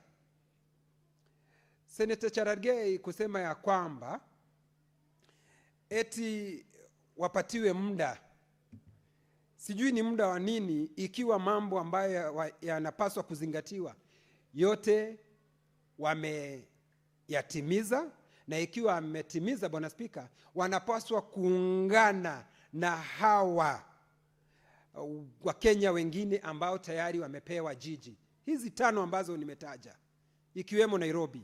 Nairobi, Bwana Spika, ukiangalia kwa umati, kwa watu wanaohitajika, uende kama Thika kunahitajika kama nilivyosema watu 150,000, lakini wale waliothika ni watu 150,000, na baadaye juu yake wanaongeza watu 30,000. Kwa hivyo, Bwana Spika, hakuna jambo ambalo linazuia Thika iweze kuwa jiji na iweze kuungana na hawa wengine. Pengine Cherargei, kile ambacho amnasema ni ya kwamba ni mambo ya makafani, Bwana Spika. Makafani yaliyoko Thika, pengine ni wakati ilikuwa imetembelewa, na ni muda uliopita ilitembelewa na kamati ya afya, lakini kamati ya ugatuzi ilipotembea pale walipata mambo yamewekwa shwari, na sasa hakuna jambo lolote, Bwana Spika, linapaswa kuzuia Thika iweze kuwa jiji. Na mrai Cherargei atembee Thika mchana, kwa sababu vile alivyoongea huwa anatembea Thika usiku. Na ukitembea Thika usiku, Bwana Spika, utaona vile mataa yalivyo. Senator Cherargei, what's your point of order? Give Senator Cherargei the microphone. I stand under Standing Order 105 on statement of fact. Mr. Speaker, by alleging he is not my driver, he is not my PA, he is not my spouse. How can he know I went to Thika during daytime? Can he, and then Standing Order 120, relevance and repetition. Mr. Speaker, can he, as Standing Order 120, can he confine himself to the relevance of the motion? So, Senator Cherargei, you have raised your point of order under Standing Order 105. Yeah, on statement of fact. And then number 2, if that you have is noticed, as regards a matter of fact on the lighting within the city of Thika. Correct. That should be sufficient enough point of order for you. Forget about the rest. Senator Kinyua, are you able to establish that fact? Ndiyo, Speaker. Alisema hakuna substantiate the fact that Senator Cherargei has raised. Ndiyo. Bwana Speaker, alisema ya kwamba hakuna mataa Thika. Na mataa huwaka usiku, Bwana Speaker. Kwa hivyo inamaanisha alienda usiku, Bwana Speaker. Bwana Speaker, kwa sababu hapa mjini huwezi ujua kama iko mataa saa hii, kwa sababu tunatumia jua. Lakini ukija usiku unaweza kudhihirisha kama Nairobi kuna mataa ama hakuna mataa. Na kwa sababu alikwenda usiku, mimi nakubaliana naye. Bwana Spika, kwa hivyo ningemurai atembee mchana ndio aweze kuona lami vizuri, Bwana Spika. I said fire ambulances. You didn't listen to me. Bwana Spika, Order, Senator Cherargei. Allow Senator Kinyua. And Senator Kinyua, for your information, you should be talking to the chair, not your colleagues. Asante Bwana Spika kwa hayo maagizo. Bwana Spika, ningeomba Senate hii ikubaliane na ripoti ya kamati ya ugatuzi, tuweze kukubali ya kwamba Thika iweze kupandishwa hadhi na iwe manispaa. Naunga mkono na napongeza kamati ya ugatuzi kwa kazi nzuri walioifanya, na tunataka kuwapa heko na muendelee na kazi hiyo nzuri, na pale ambapo panaweza kuwa hawajamaliza kabisa Thika, kwa sababu aliye 100% peke yake ni Mwenyezi Mungu, tuwapatie muda baada ya sisi kukubali na ripoti hii pelekwe kwa Rais wa Jamhuri ya Kenya na aweke sahihi, Thika iweze kupata hadhi na kuwa jiji. Asante Bwana Spika.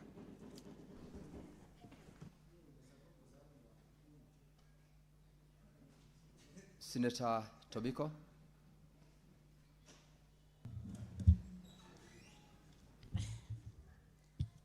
Thank you, Mr. Speaker, for this opportunity to support the motion on the conferment of city status to Thika municipality, Mr. Speaker.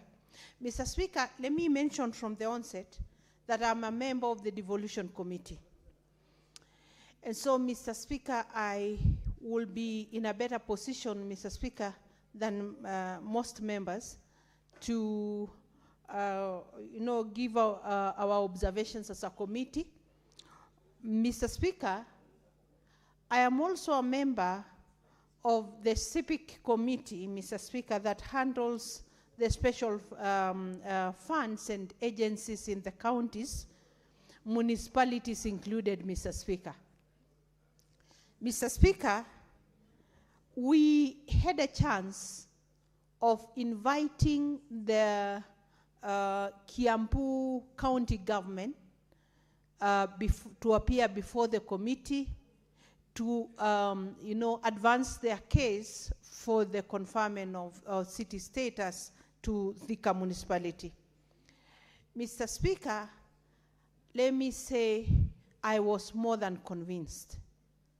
But just to get facts on the ground, Mr. Speaker, we as the Committee of Devolution visited Thika municipality. And Mr. Speaker, we had a chance to go to several facilities, several institutions of the county government, of the Thika municipality, Mr. Speaker. And Mr. Speaker, one of the many engagements we did in Thika was the most attended public participation baraza, Mr. Speaker, in a stadium, Mr. Speaker. I'm yet to get a better public participation forum than the one we had at Thika, Mr. Speaker. Mr. Speaker, we had Kenyans of all walks of life who came to present the case for establishing the smart city of the industrial city of Thika, Mr. Speaker. Mr. Speaker, the business people appeared before the committee, the education institutions, and a lot of them are in Thika, Mr. Speaker, did appear before the committee. Mr. Speaker, the market people appeared before the committee. The border riders, Mr. Speaker, those others in the transport sector, Mr. Speaker, appeared before the committee. So besides the county government, the executive of Kiambu County, Mr. Speaker, the ordinary citizens of Thika municipality had a chance to talk to the committee. Mr. Speaker, we were convinced.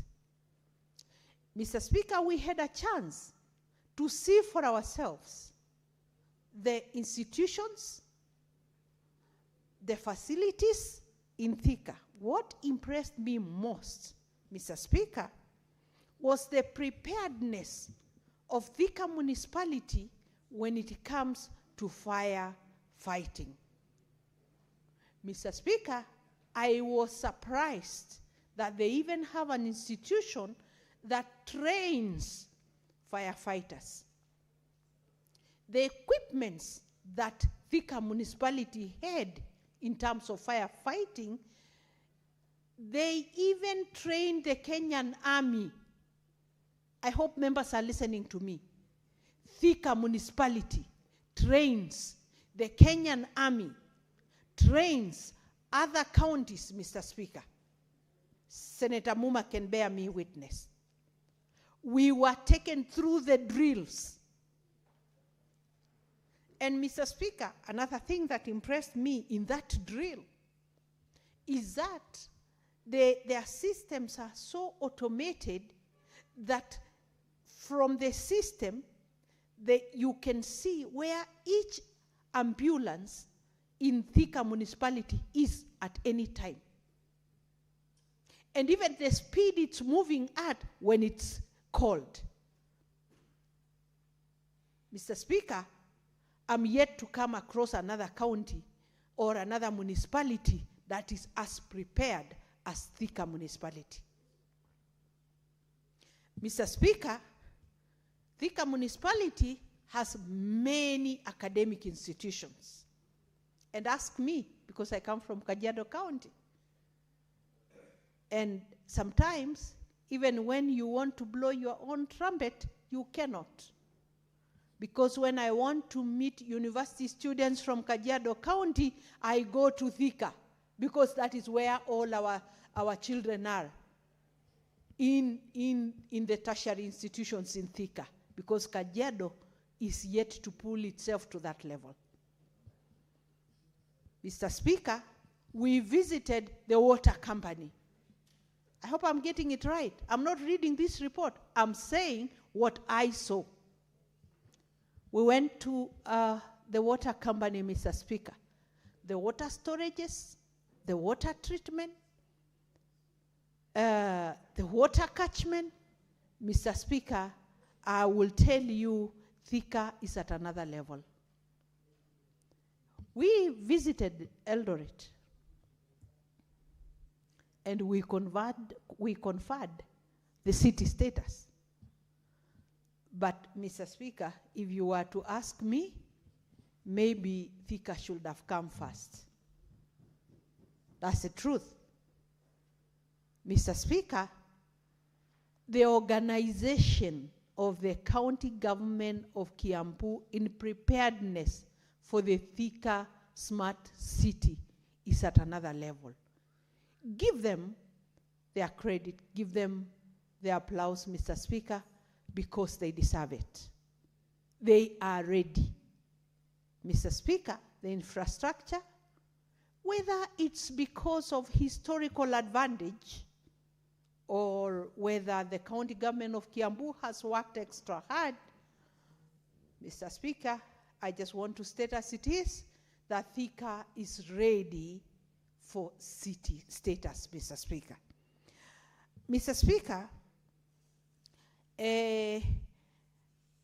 we actually even had people from the roads agencies, including Kenha, so that I don't leave that.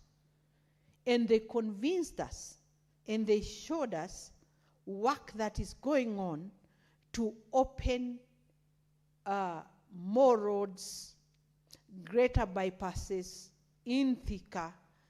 And so, Mr. Speaker, there is a partnership between the national government and the county government of Kiambu. There is concerted effort towards the conferment of city status to Thika. And so, Mr. Speaker, I don't want to belabor. I don't want to take extra time. I just want to say, Mr. Speaker, I saw it with my eyes. We heard from the citizens. We heard from the county government of Kiambu. We heard from national government agencies that are working there. They are ready, Mr. Speaker. Thika is ready to get the city status. Smart city. It's a smart industrial city of Thika. Thank you, Mr. Speaker. Senator Chimera.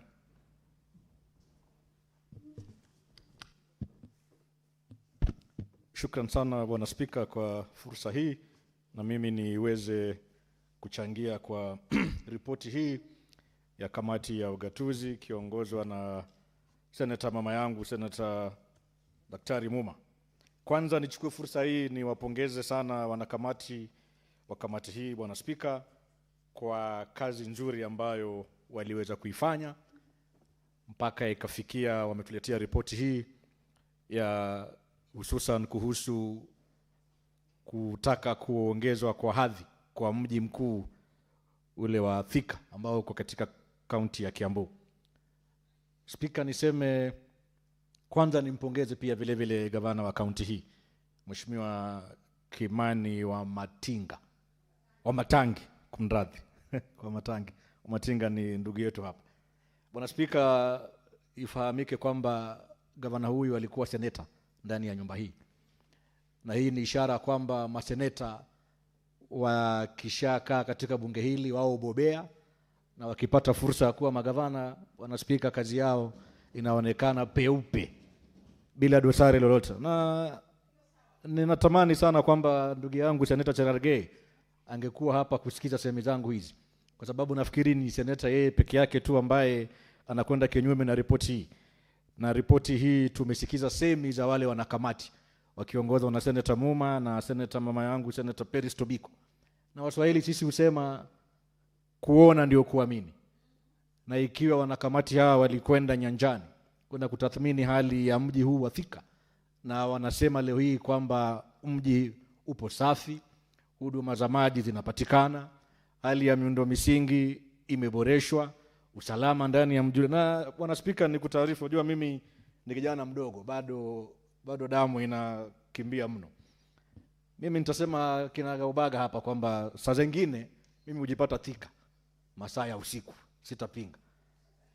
Mimi hujipata Thika. Na kweli kuna mahali pale Thika, nafikiri ikiwa akili zangu zipo timamu, inaitwa The Tribe. Mimi upenda kufanya vikao vyangu pale mji wa Thika, Bwana Spika. Na nimejionea mimi mwenyewe kwamba mji ule umeimarishwa, taa zinafanya, usalama upo na huduma zinapatikana. Na mimi pia ni mwanakamati wa ile kamati ya kutathmini masuala ya fedha za county, ikiwemo fedha za mahospitali, fedha za makampuni ya maji na fedha zile ambazo wazungu wanaziita special funds. Na mara mingi tumemwona gavana wa Kiambu akileta makadirio yake na hesabu zake za mji huu wa Thika. Na kiukweli, na sio kuweka fitina ama kuongeza chumvi, hesabu zake zimekuwa safi. Tumeona kweli wameongeza mapato yao. Nafikiri ukiangalia ripoti hii Bwana Spika, wameonyesha pale takwimu kuanzia mwaka wa 2019 mpaka sasa, ambapo mji ule wa Thika uliweza kukusanya nafikiri takriban milioni 800 kuanzia mwaka wa 2019, wakaja paka mwaka 2024 wakawa wanakusanya mapato yale kwa lugha ya kimombo yanaitwa own source revenue. Bwana Spika, najua pengine Kiswahili kinakukanganya kwa sababu wewe ni mtu wa bonde la ufa. Ilikuwa bilioni 1.1. Lakini nikutaarifu tu kwamba hivi majuzi waliweza kurokota mapato ya shilingi bilioni 6.5 kama mji wa Thika. Kiukweli, kama kuna sababu yoyote ambayo tunafaa kuitilia pondo zaidi ya kwamba ni kwa nini mji huu unafaa kuongezwa hadhi yake, basi ni swala hili la kukusanya mapato yale ya wenyewe kwa wenyewe. Kwa sababu shilingi bilioni 6.5 kwa mji mmoja ni fedha ambayo inatosheleza huduma zote katika mji ule. Na vile vile pia niwapongeze sana wananchi wa mji huu wa Thika. kwa kujitokeza kuja kutoa maoni yao kama ilivyo mustakabala wa sheria na utaratibu wa sheria, na nimeona kwamba wakazi wa Thika walikuja wakatoa maoni yao wakiunga mkono swala hili. Vile vile pia wafanyabiashara wadogo pia walikuja kutoa changizo zao za kwamba ni kwa nini mji huu uweze kuongezwa hadhi.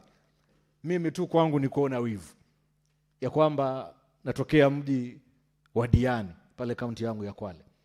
Na Bwana Spika, mimi na wewe wiki ijayo nina imani tutakuwa Diani kwa ile safari ya mawakili Kenya mzima.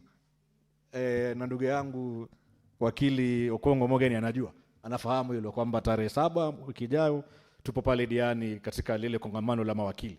Na mmejionea wazi nyinyi wenyewe pia Diani ya sasa imebadilika, kwamba miundo misingi yetu vile vile pia imeweza kupigwa jeki na ni mji ambao unapendeza. Mtajionea, nisijipige kifua kwa sasa, najua wiki ijayo mtapata jibu lenu.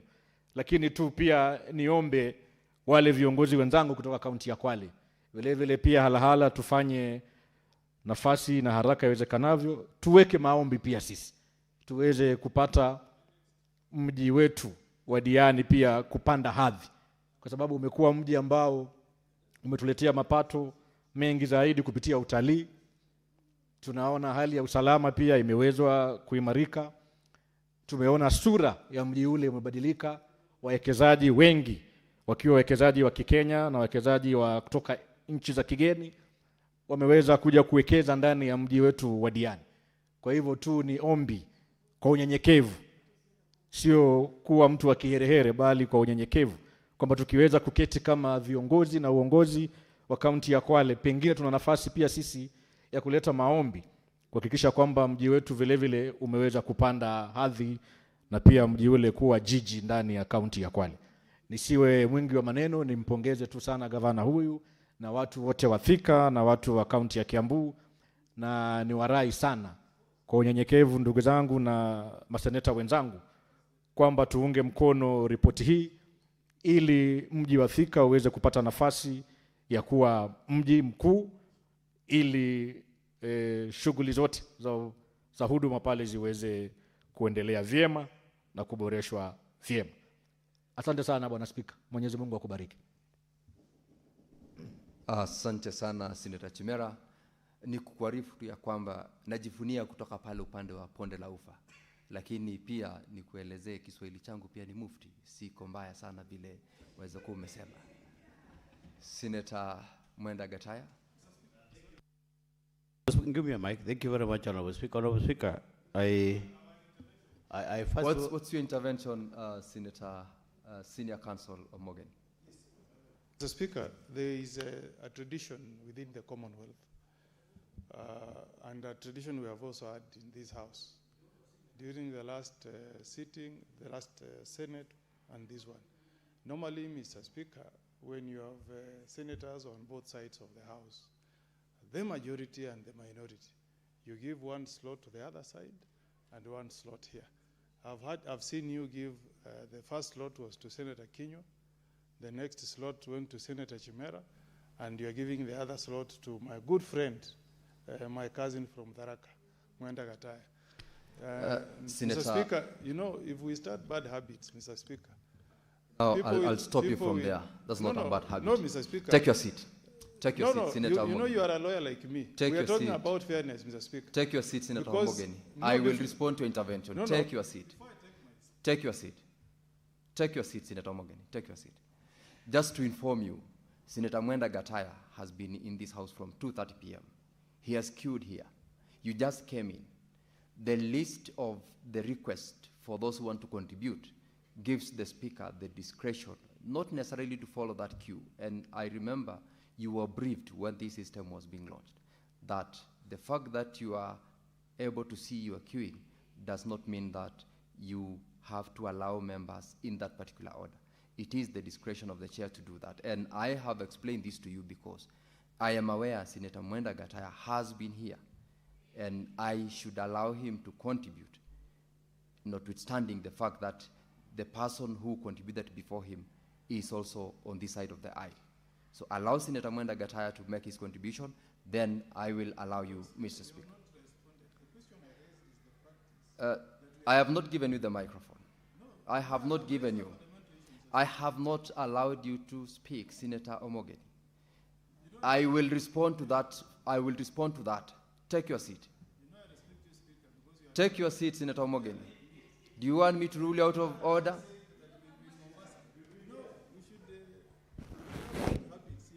Senator Omogeni, take your seat. Take your seat. Mwenda Gataya, proceed. Thank you, Speaker. You know, my good brother, cousin Omogeni has interrupted the flow of my thoughts, but I think I will have to reorganize my thoughts. Honorable Speaker, I want from the onset start by saying that the Committee on Devolution did a very, very, very thorough job. Even, Honorable Speaker, though I was initially convinced that Thika deserves to be a city, I am being thoroughly convinced by the presentation made by Senator Tobiko.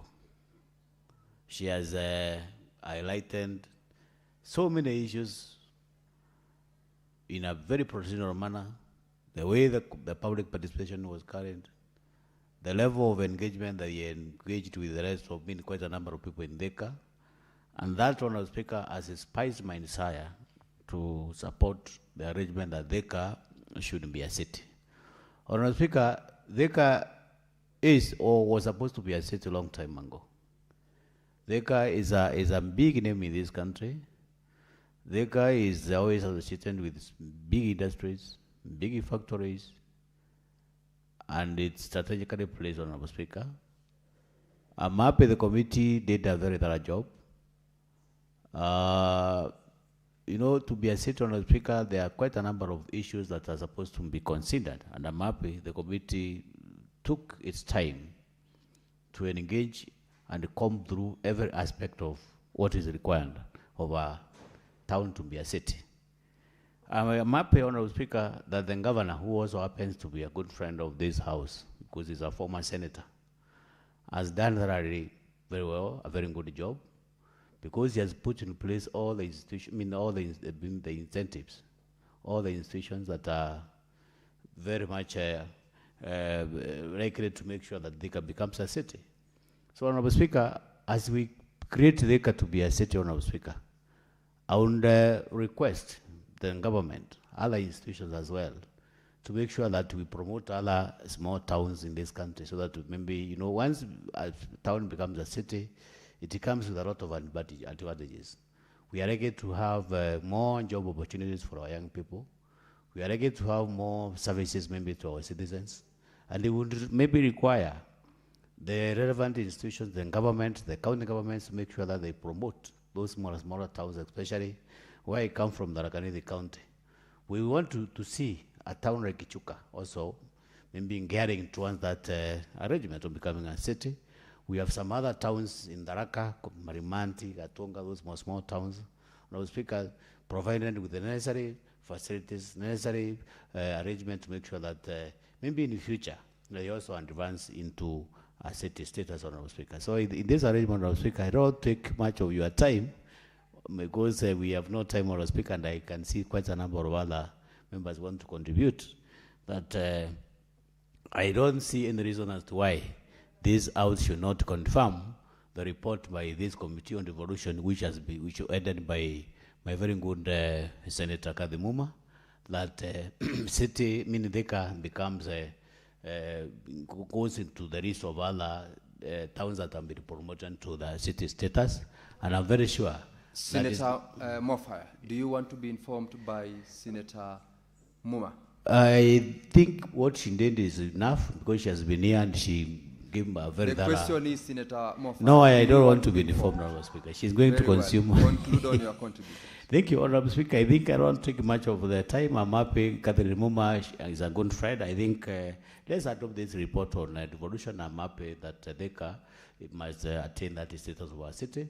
And maybe in the future, we are going to have Tharaka also getting a city in the next few years or so. And I want to congratulate Governor Matangi, because this is his initiative, that he has made sure that we have all the necessary facilities, the necessary equipment, the necessary arrangement for Thika to attain that city status. I support. Senator Omogeni, do you now want to contribute? Yes, Mr. Speaker, And by the way, the chair has taken the discretion to do that because Senator Esi was here before you. But I will allow you to contribute, and thereafter I will permit the rest from this side of the aisle to make their contributions. Yes, thank you, Mr. Speaker. Mr. Speaker, the point of what I was raising has got nothing to do with the person sitting on the seat. It's just that, you know, Mr. Speaker, today you are there, tomorrow somebody with some mischievous intentions could sit on your seat. And the tradition in the Commonwealth has always been that a debate must receive views from both sides. In fact, in the Commonwealth, some of the leading nations like the UK, they have even reserved, I think in a sitting, 20 days for the opposition to, you know, have adequate time to tell the government what it must tell them. And that's the beauty. You know, the only reason why we don't fight out there, or I don't support Gunism, is because the people of Nyamira have given me an opportunity to say what I need to tell the government on this floor. And that's the beauty of democracy, that you listen keenly to what the government is said, and you also reply, Mr. Speaker. When we did debate when we were in junior secondary school, we used to be told, debate about this statement, a police officer is better than a nurse. The other side will give their side of the story supporting their side of the debate, and the other side would give it. So that's why, Mr. Speaker, I always say, because we want to leave traditions here that will protect, even if you have an opposition of 6 members, it's always good to have that tradition. Let the majority have their way, but the minority should also have their say. So I have no disrespect for the chair. I have a very deep respect for members of the legal profession, lawyers. They once gave me an honor to be their president, and I always really defer to them. So I can never, Mr. Speaker, show disrespect to the chair, more so to a lawyer. And I'm saying this from the bottom of my heart, that I raised that point just because we don't want that tradition to die. That said, Mr. Speaker, I want to be on record that I support fully the report that is before the floor that wants to confer city status to the, let me call it the town of Thika, because it's not yet a city. And Mr. Speaker, I also want to join my colleagues in registering my salutations to the governor of Kiambu, Governor Kimani Wamatangi, with whom I served in the last parliament, Mr. Speaker, a very dedicated, very industrious senator, Mr. Speaker. When he served in this house, he served in leadership, Mr. Speaker, and I've had an occasion to just understand the journey Kimani Wamatangi has walked, and even how he acquired that name Wamatangi. It's because of the passion he had in serving people through donating some water tanks to the women of Kiambu. So I really wish to congratulate him, and I want to confirm that I've been to the county of Kiambu when I served in the Committee of Health. I saw the improvement he has done on the health facilities. Mr. Speaker, I've also had the privilege of visiting, and I was given an honor by the governor of Kiambu to bring a delegation of residents of the county of Nyamira to see the strides governor of Kiambu has made in improving ECD classes. Yesterday, Mr. Speaker, there was a documentary on Citizen, and Kenyans had a chance to see really the good things that Governor Matangi has done for the people of Kiambu.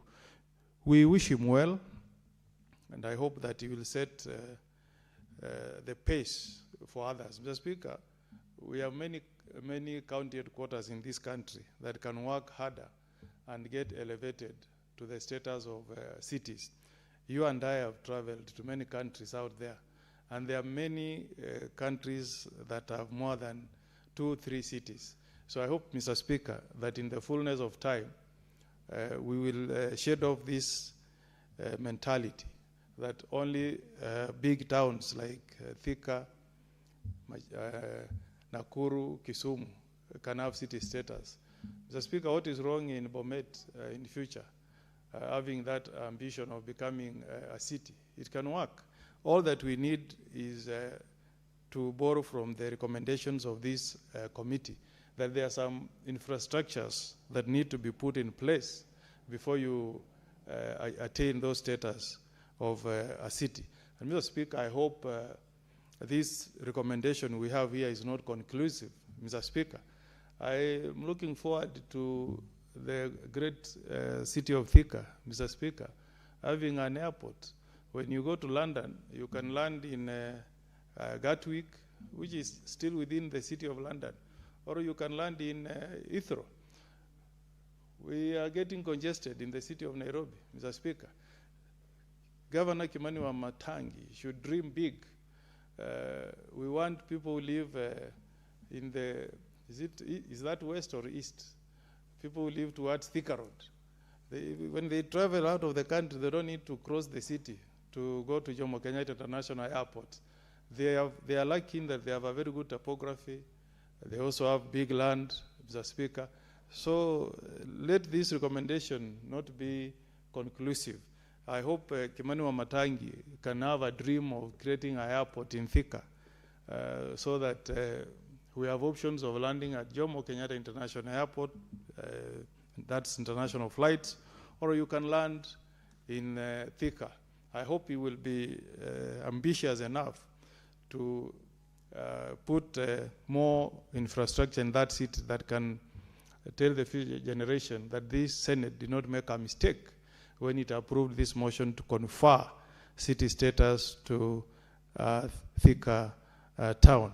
Two, Mr. Speaker, other than the recommendation that has been made to improve infrastructure, let us also have Thika famed for agriculture. Mr. Speaker, if you travel abroad, you go to cities like Nashville in the US, it's famed for music. You go to California, Mr. Speaker, that's a city that is famed for good singers, good actors, the rich people who live in Beverly Hills in California.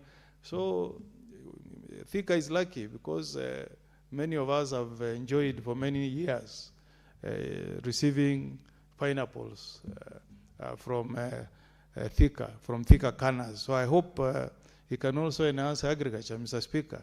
Let him enhance dairy farming because his county has one of the best breeds of great cattle, and he can make it a hub for agriculture. We don't need to think about turning our counties into concrete jungle. Mr. Speaker, we can enhance and make our farmers put money in their pocket that can give them respect. Mr. Speaker, you know the cries of tea farmers from where and from your county and my county of Nyamira. That should not be the case, Mr. Speaker. People who are doing farming should get income that is commensurate to people who are also sitting in offices. Because we always say, Mr. Speaker, that a country that cannot feed its own population cannot claim to be a country that is secure. When you talk about the national security of a country, you must also address the issue of food security, Mr. Speaker. So, like, for example, when we speak about tea, Mr. Speaker, there has been a debate in this House, Mr. Speaker, whether it's high time we introduced minimum returns for farmers, Mr. Speaker. If we say, for example, that every farmer should earn 100 shillings per every kilo of green tea, that will be a decent income, Mr. Speaker, for our farmers. They do it. You know, in America, Mr. Speaker, the government guarantees farmers that even if there is an adverse weather in America, the farmer is guaranteed that the government will step in, Mr. Speaker, and compensate that farmer. We have reached a level where in Nyamira, farmers are threatening that they will uproot their tea. And I'm sure maybe that, you know, that agitation has probably extended to our neighboring counties of Kericho and Bomet, simply because, Mr. Speaker, we have not been able to put in place policies that will protect our farmers. So if we turn Thika into a county that is famed for farming, I want to drive to Thika and find dairy farmers, coffee farmers, tea farmers, avocado farmers that get decent income, Mr. Speaker, from farming. We say that agriculture, especially tea, is a big contributor to our foreign earnings, Mr. Speaker. So how can we, as a government, abandon our farmers, Mr. Speaker? Secondly, Mr. Speaker, I have seen the recommendation that the governor should ensure that there is good water supply coverage within that city. I'll go a step further, Mr. Speaker, and add that we need public, safe drinking water. Many of us, Mr. Speaker, don't drink water that is supplied to our homes through the tap.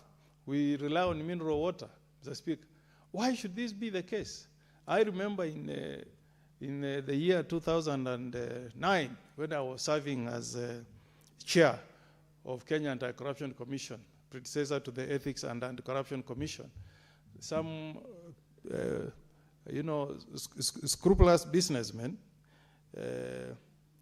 acting in collusion with officers in the then City Council of Nairobi were charged in courts of law. I don't know whether they were acquitted finally, because I left the organization before the case was concluded. But you can imagine, Mr. Speaker, the charge sheet was that they supplied, you know, chalk to the city of Nairobi instead of a detergent that is supposed to give you clean water.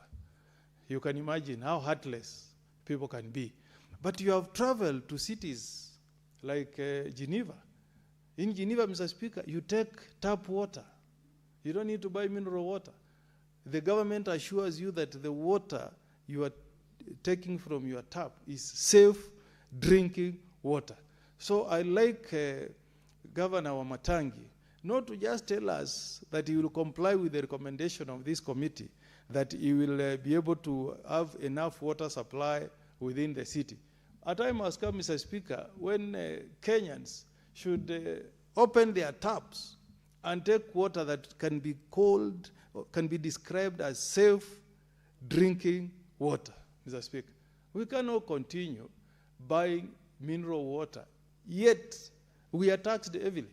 If you have a property in Nairobi, Mr. Speaker, you have seen what my good friend Senator Sakaja has done. We used to, you know, all of us, we were trying to survive when he was here. But now he has increased rates in Nairobi. We are paying, we are being squeezed actually by the governor of Nairobi. The rates have really increased. But Mr. Speaker, where I live, I don't enjoy public, how do you call it, garbage collection. We use a private company, and we pay a lot of money, Mr. Speaker. But you go to other cities like Melbourne, you pay your rates. You are entitled to what I've seen recommended here, good roads, good infrastructure. Most of us, Mr. Speaker, when you drive out of your home, you are met by potholes. Yet you pay rates, huge rates, Mr. Speaker. Water, you are warned, that is not safe drinking water. Yet you are paying rates. Mr. Speaker, we have even been being forced now to look for security also, because you are told your safety and security is not guaranteed unless you make private arrangements. It should not be the case.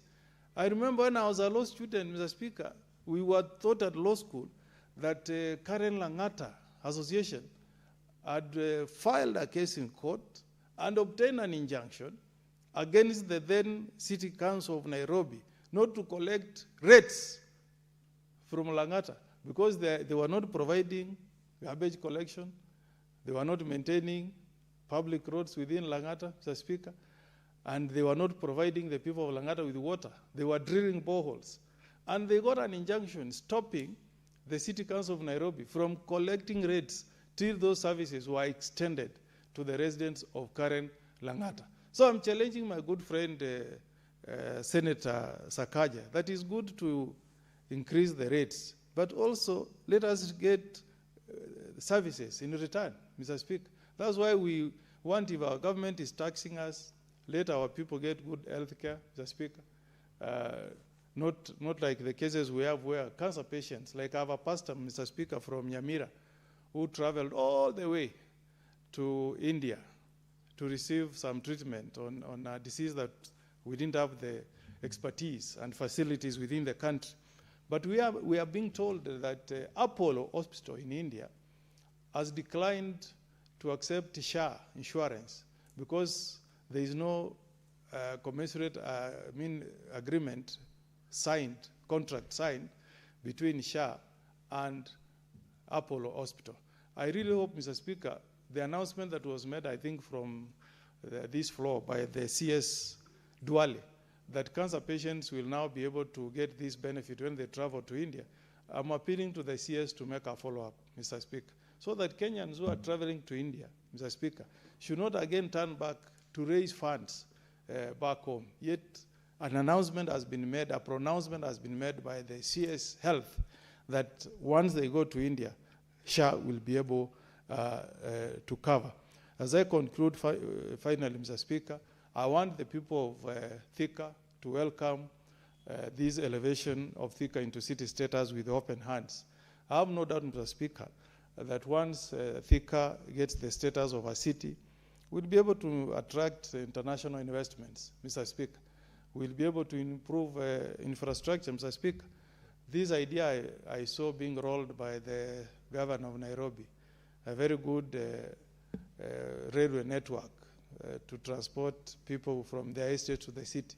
If that dream sees the lights of the day, and I wish my colleagues, Senator Sakaja, Senator Wamatangi, who are our colleagues here, all the best and the best of success in their work as governors. I hope, Mr. Speaker, that they can link the railway network to the city of Thika, because that is the only way, Mr. Speaker, we can say that the people will come after us, will find a better country, a better infrastructure than what we had. If I'm in the city of Nairobi, I should take a train in the morning, in 30 minutes I'm in Thika. If I have business there, I transact. In the next 1 hour or so, I take another train back to the city. That's what we want, Mr. Speaker. We improve infrastructure. It doesn't mean that if Mzee Kibaki, the late, may Almighty God bless his soul, wherever he is, if he did Thika Road, that should not be the end, Mr. Speaker. Many countries have made movement very easy by using the railway network. And then you take people underground. Because, Mr. Speaker, you go to some countries, you will not see people. But people are down here. People are doing business down here, under, because the railway network is down there. So I support this report done by the committee, but I hope and trust also that Governor Kimani Wamatangi will walk the walk. I'm waiting, Mr. Speaker, to see the reality of attaining a smart waste management framework. Because if he manages to do it, we can say other counties can come and benchmark, Mr. Speaker. I'm really looking forward to see how this smart waste management will be attained. I will also want to see how the drainage system will be extended to cover all the tea estates, all the residential estates. Some of us are a bit unlucky. Mr. Speaker, in my county of Nyamira, we don't have a sewage drainage system. In fact, we don't even have a piped water connection within in the entire county, not even within the town itself, but in the entire county of Nyamira. So this is a very progressive report, Mr. Speaker. Let us join hands and support Governor Kimani Wamatangi. And once, Mr. Speaker, he gets the approval of the Senate, he should not disappoint. Let him do the best he can. Let us be a shining example of what devolution can do, Mr. Speaker. and we'll all be happy to say that we have created our Zurich in the great country called Kenya.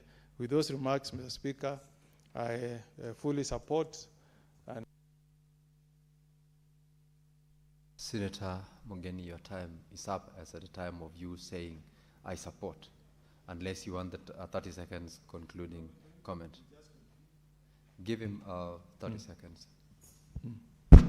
Yes, in conclusion, Mr. Speaker, Governor Wamatangi will not be able to attain his dreams unless he also leverages on own-source collection. Mr. Speaker, there is a lot of leakages in almost all our 47 counties on own-source collection, Mr. Speaker. There is a huge potential for Thika. They can collect more than what they are collecting. I hope Governor Wamatangi can also, bring in technology that can enhance his own source collection so that he has enough money and resources to make this city a reality. So I support and wish Kimani Wamatangi, Governor, and the people of Thika all the best as they migrate to the city status. Thank you, Mr. Speaker. Thank you. Senator Esi.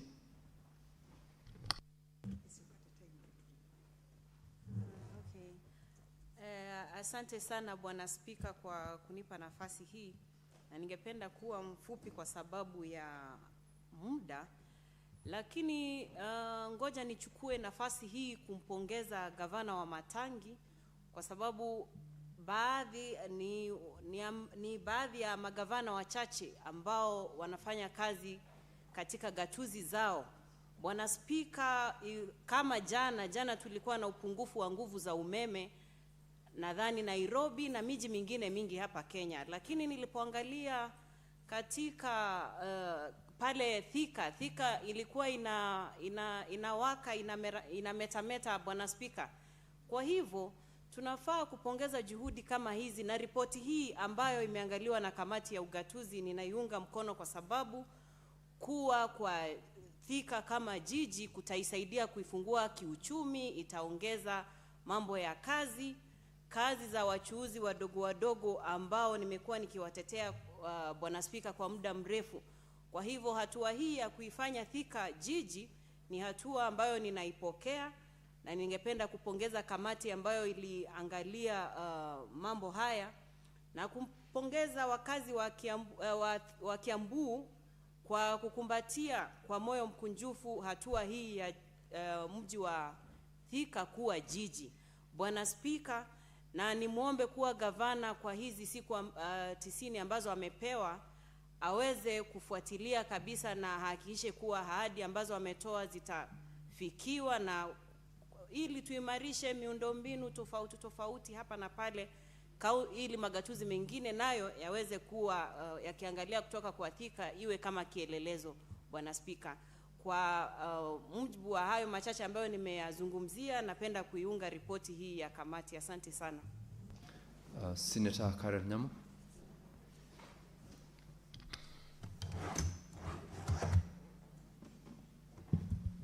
Thank you, Mr. Speaker.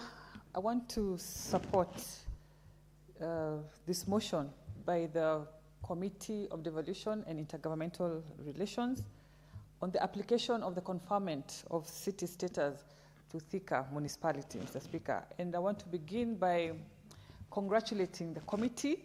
From the report, they did a thorough job. I can see that due process was followed, public participation was followed.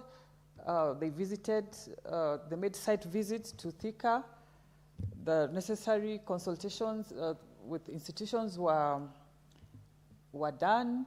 They engaged the county government of Kiambu, and they satisfied themselves that in this application, the Urban Cities and Act law was followed, Mr. Speaker. Mr. Speaker, having city status is not ceremonial. It has implications, Mr. Speaker. It increases opportunities and thus increasing the tax base and the living standards of the residents. and also gives investor confidence, Mr. Speaker, to that particular city. And this Thika municipality has had characteristics of a city of a long time, Mr. Speaker. Thika hosts many industrial companies. Deski Steel Mining, milling, Devki Steel Milling is housed there. Del Monte, for the longest time, is housed in Thika. Bidco, and others, Mr. Speaker. It also hosts higher learning institutions. We have Mount Kenya University there.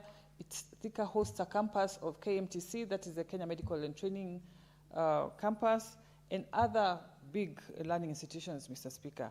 And therefore, conferring this status to Thika will just be confirming an existing reality. And it is not, it doesn't come as a surprise, Mr. Speaker. With this report, I have seen that the committee has given the county government of Kiambu 90 days to come to speed on the pending undertakings that I had my colleague, Senator Cherargei, complaining about. It is not always going to be perfect. As Nairobi being the biggest city, we're still grappling with sewerage, we're still grappling with waste management. So give it to them. Thika, within the 90 days, they will bring the improvements that the committee and the conditions they've gotten from the committee, and also to tell all other counties that wish to have the city status, that city status comes with a greater responsibility. You know, you need to up your game. You need to have good road networks. You need to have a good water supply and all those characteristics that are necessary for a city, Mr. Speaker. And with those few remarks, I said I support and want to congratulate the county government of Kiambu in advance, Mr. Speaker.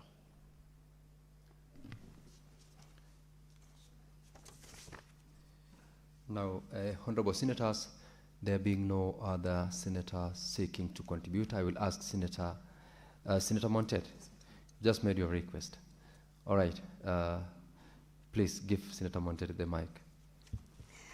Thank you, Mr. Speaker. Mr. Speaker, I was trying to buy time, but since I've seen we have a few minutes, I think I can also join my colleagues in first congratulating this committee of devolution. Mr. Speaker, the Committee of Devolution has really worked hard. Looking at the volume of the reports that they have come up with, the work they have put in, the time they have put in since this request was brought forward to the Senate, I think they have done a recommendable job. And I wish to congratulate them and even thank them.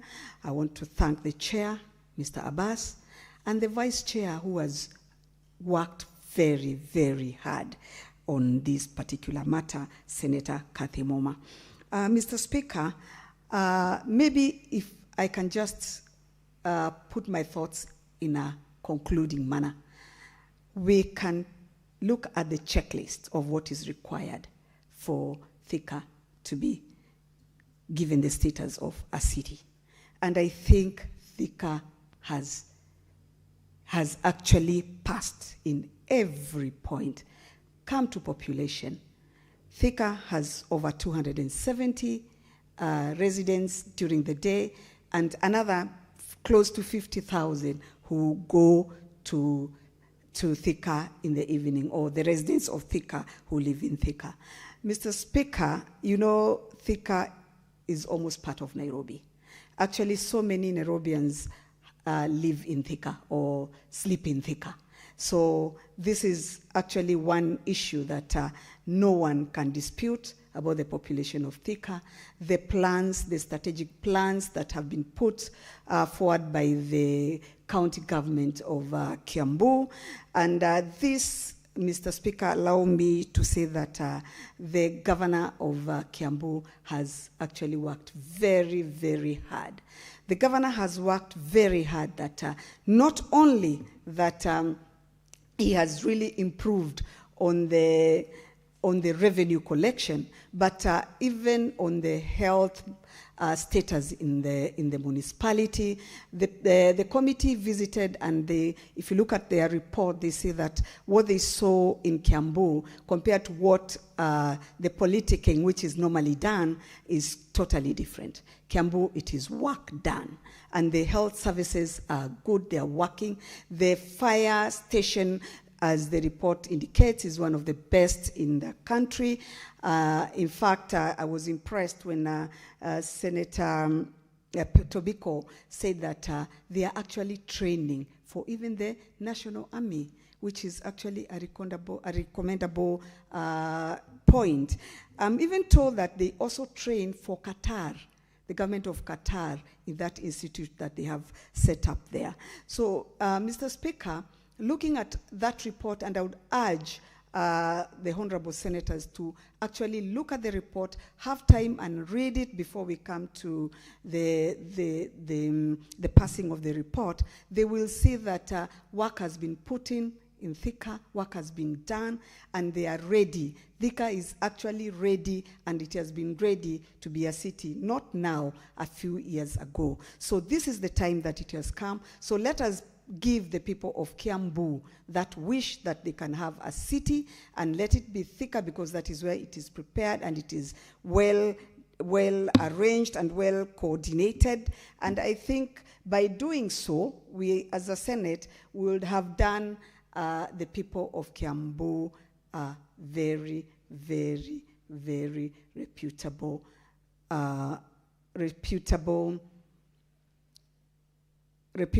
assignment of giving them that city.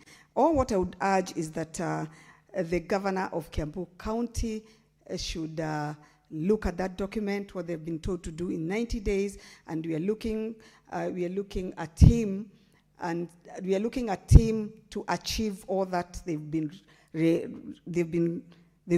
requested to do, or they are required to do. And when this city is passed, I think it is going to be not only the pride of the governor of Kiambu, but also the pride of the people of Kiambu. So I urge honorable senators, let us look at this report, let us read this report in details, and we will see that where we are now, Thika is ready to be a city. And we wish the people of Kiambu well, and we wish that they're going to enjoy the status which will come with confining Thika to be a city. Thank you, Mr. Speaker.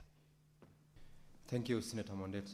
Now, Senator Catherine Muma, you may proceed to reply, noting that there are no more senators wishing to contribute to the motion. Thank you, Mr. Speaker, for the opportunity to reply. And Mr. Speaker, I have deliberately carried the report. When I moved the motion, I came with some notes, brief, because I wanted to give an opportunity to my colleagues to contribute to it, and I wanted them to have more time to speak, and you noticed I did not utilize my entire time. I want to thank the different senators, Senator Eddy, who seconded, Senator Cherargei, Senator Kabindu, Senator Tobiko, Kenyua, Senator Chimera, Senator Mofaya, Senator Mogeni, Senator Okenyuri, Senator Nyamu, and Senator Montet. Honorable Speaker, all of them supported, except for Senator Cherargei. And allow me to say one thing to my colleague, Senator Cherargei, not because he opposed. I want to say that, to ask that it is absolutely important that when we speak to a report provided by a committee of the House, it is important to read the content. The members of the public listening to Senator Cherargei would come to the conclusion about certain things, that he came to a conclusion that would not be true. Honorable Speaker, Senator Cherargei said that this city, Kiambu City, only met one criteria of the number of the people and failed on the other criteria. I'd like to ask Senator Cherargei and all members of the Senate, members of the public, because you can access this report, to read chapter 3. Our committee was extremely thorough. We went back and asked for documents, and that's why where we felt they can do better, we have given that recommendation that Kiambu must go back and do what it can. Honorable Speaker, I was one of the first people to doubt the necessity of giving Thika the city status, because I felt Thika is right next to Nairobi, and Nairobi is a city. In my mind, I felt you can't have cities next to each other. But once we went to the field and we listened to the team, beginning with a team led by former Senator Sylvie Kasanga, who led the ad hoc committee that did an extremely professional job in evaluating and setting Kiambu City to look at this document, to evaluate itself and to prepare documentation for seeking for city status in the proper manner. And they did this in a proper manner. One of the most impressive aspects of this visit is that we visited those places, Honorable Speaker. We visited the various places, the water resource provision, the stadium, which has been designed to take into account having both a stadium and the market right on the same building. Found it extremely innovative. Honorable Speaker, I am a human rights approaches practitioner, and I particularly enjoyed the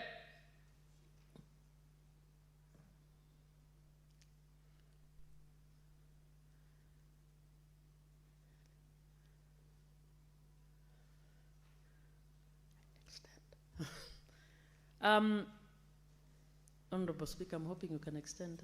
Senator Muma, I will exercise the authority of the chair under Standing Order 34 and extend for a further 5 minutes to allow you to conclude on your reply. Thank you. Thank you, Honorable Speaker. I will not go beyond the 5 minutes. I was just explaining, Speaker, this is one of the seriously, thoroughly, properly done exercises that we've done as the Committee on Devolution. And even as people are talking about my leadership, when I wanted to stand for on a point of information, I wanted to inform the House that the chair of our committee is Senator Abbas. The only reason I moved this motion is because I led the team that went to the field because our chair was out of jurisdiction during that time. And as I led the team, I would want to assure you, I was saying as a human rights approaches practitioner, I'm one of the people who is always keen on the type of public participation that is carried out. And Honorable Speaker, the public participation exercise that was carried out in Thika over this issue is one of the best that I've had and witnessed. We had in excess of 3,000 people attending and different sectors represented. And Honorable Speaker, you can tell when speakers have been coached to say something. These speakers were actually speaking about their own issues. They were talking, the border people wanted to know how their operation within the city will be secured, whether they will be pushed out of the city. They were supporting the city, the formation, the granting of the city status, but they wanted to know how are they going to be included in that. The Mamambogas wanted to know how their markets will be situated strategically. The industry people were there, and we were discussing the issues. We discussed even issues about industrial pollution and what they're going to do. So, Honorable Speaker, I feel, having participated in this issue at the center of it, This is an exercise that was done with utmost professionalism, and I would urge my colleague, Gerard Gay in particular, not because I don't want him to oppose, it is his right to oppose if he doesn't, to actually oppose from an informed point of view, and he can do so by first reading the report before actually engaging in disinformation about what this report was all about.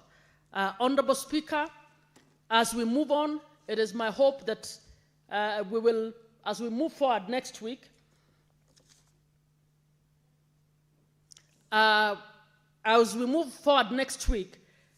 this House will see it fit to be able to grant the city status to the Thika municipality of the Kiambu County. Honorable Speaker, I beg to move that the putting of the question be deferred to a later date pursuant to Standing Order 66-3. I therefore reply. Thank you. Senator Muma, putting of the question is hereby deferred pursuant to the provisions of Standing Order 66 to the next sitting of this House. And we may now rise.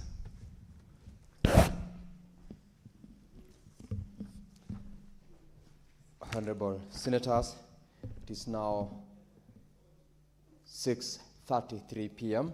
and having concluded the business for which I had extended the hours of sitting pursuant to Standing Order 34-2A, the Senate stands adjourned until Tuesday, 4th of August, 2026 at 2:30 p.m.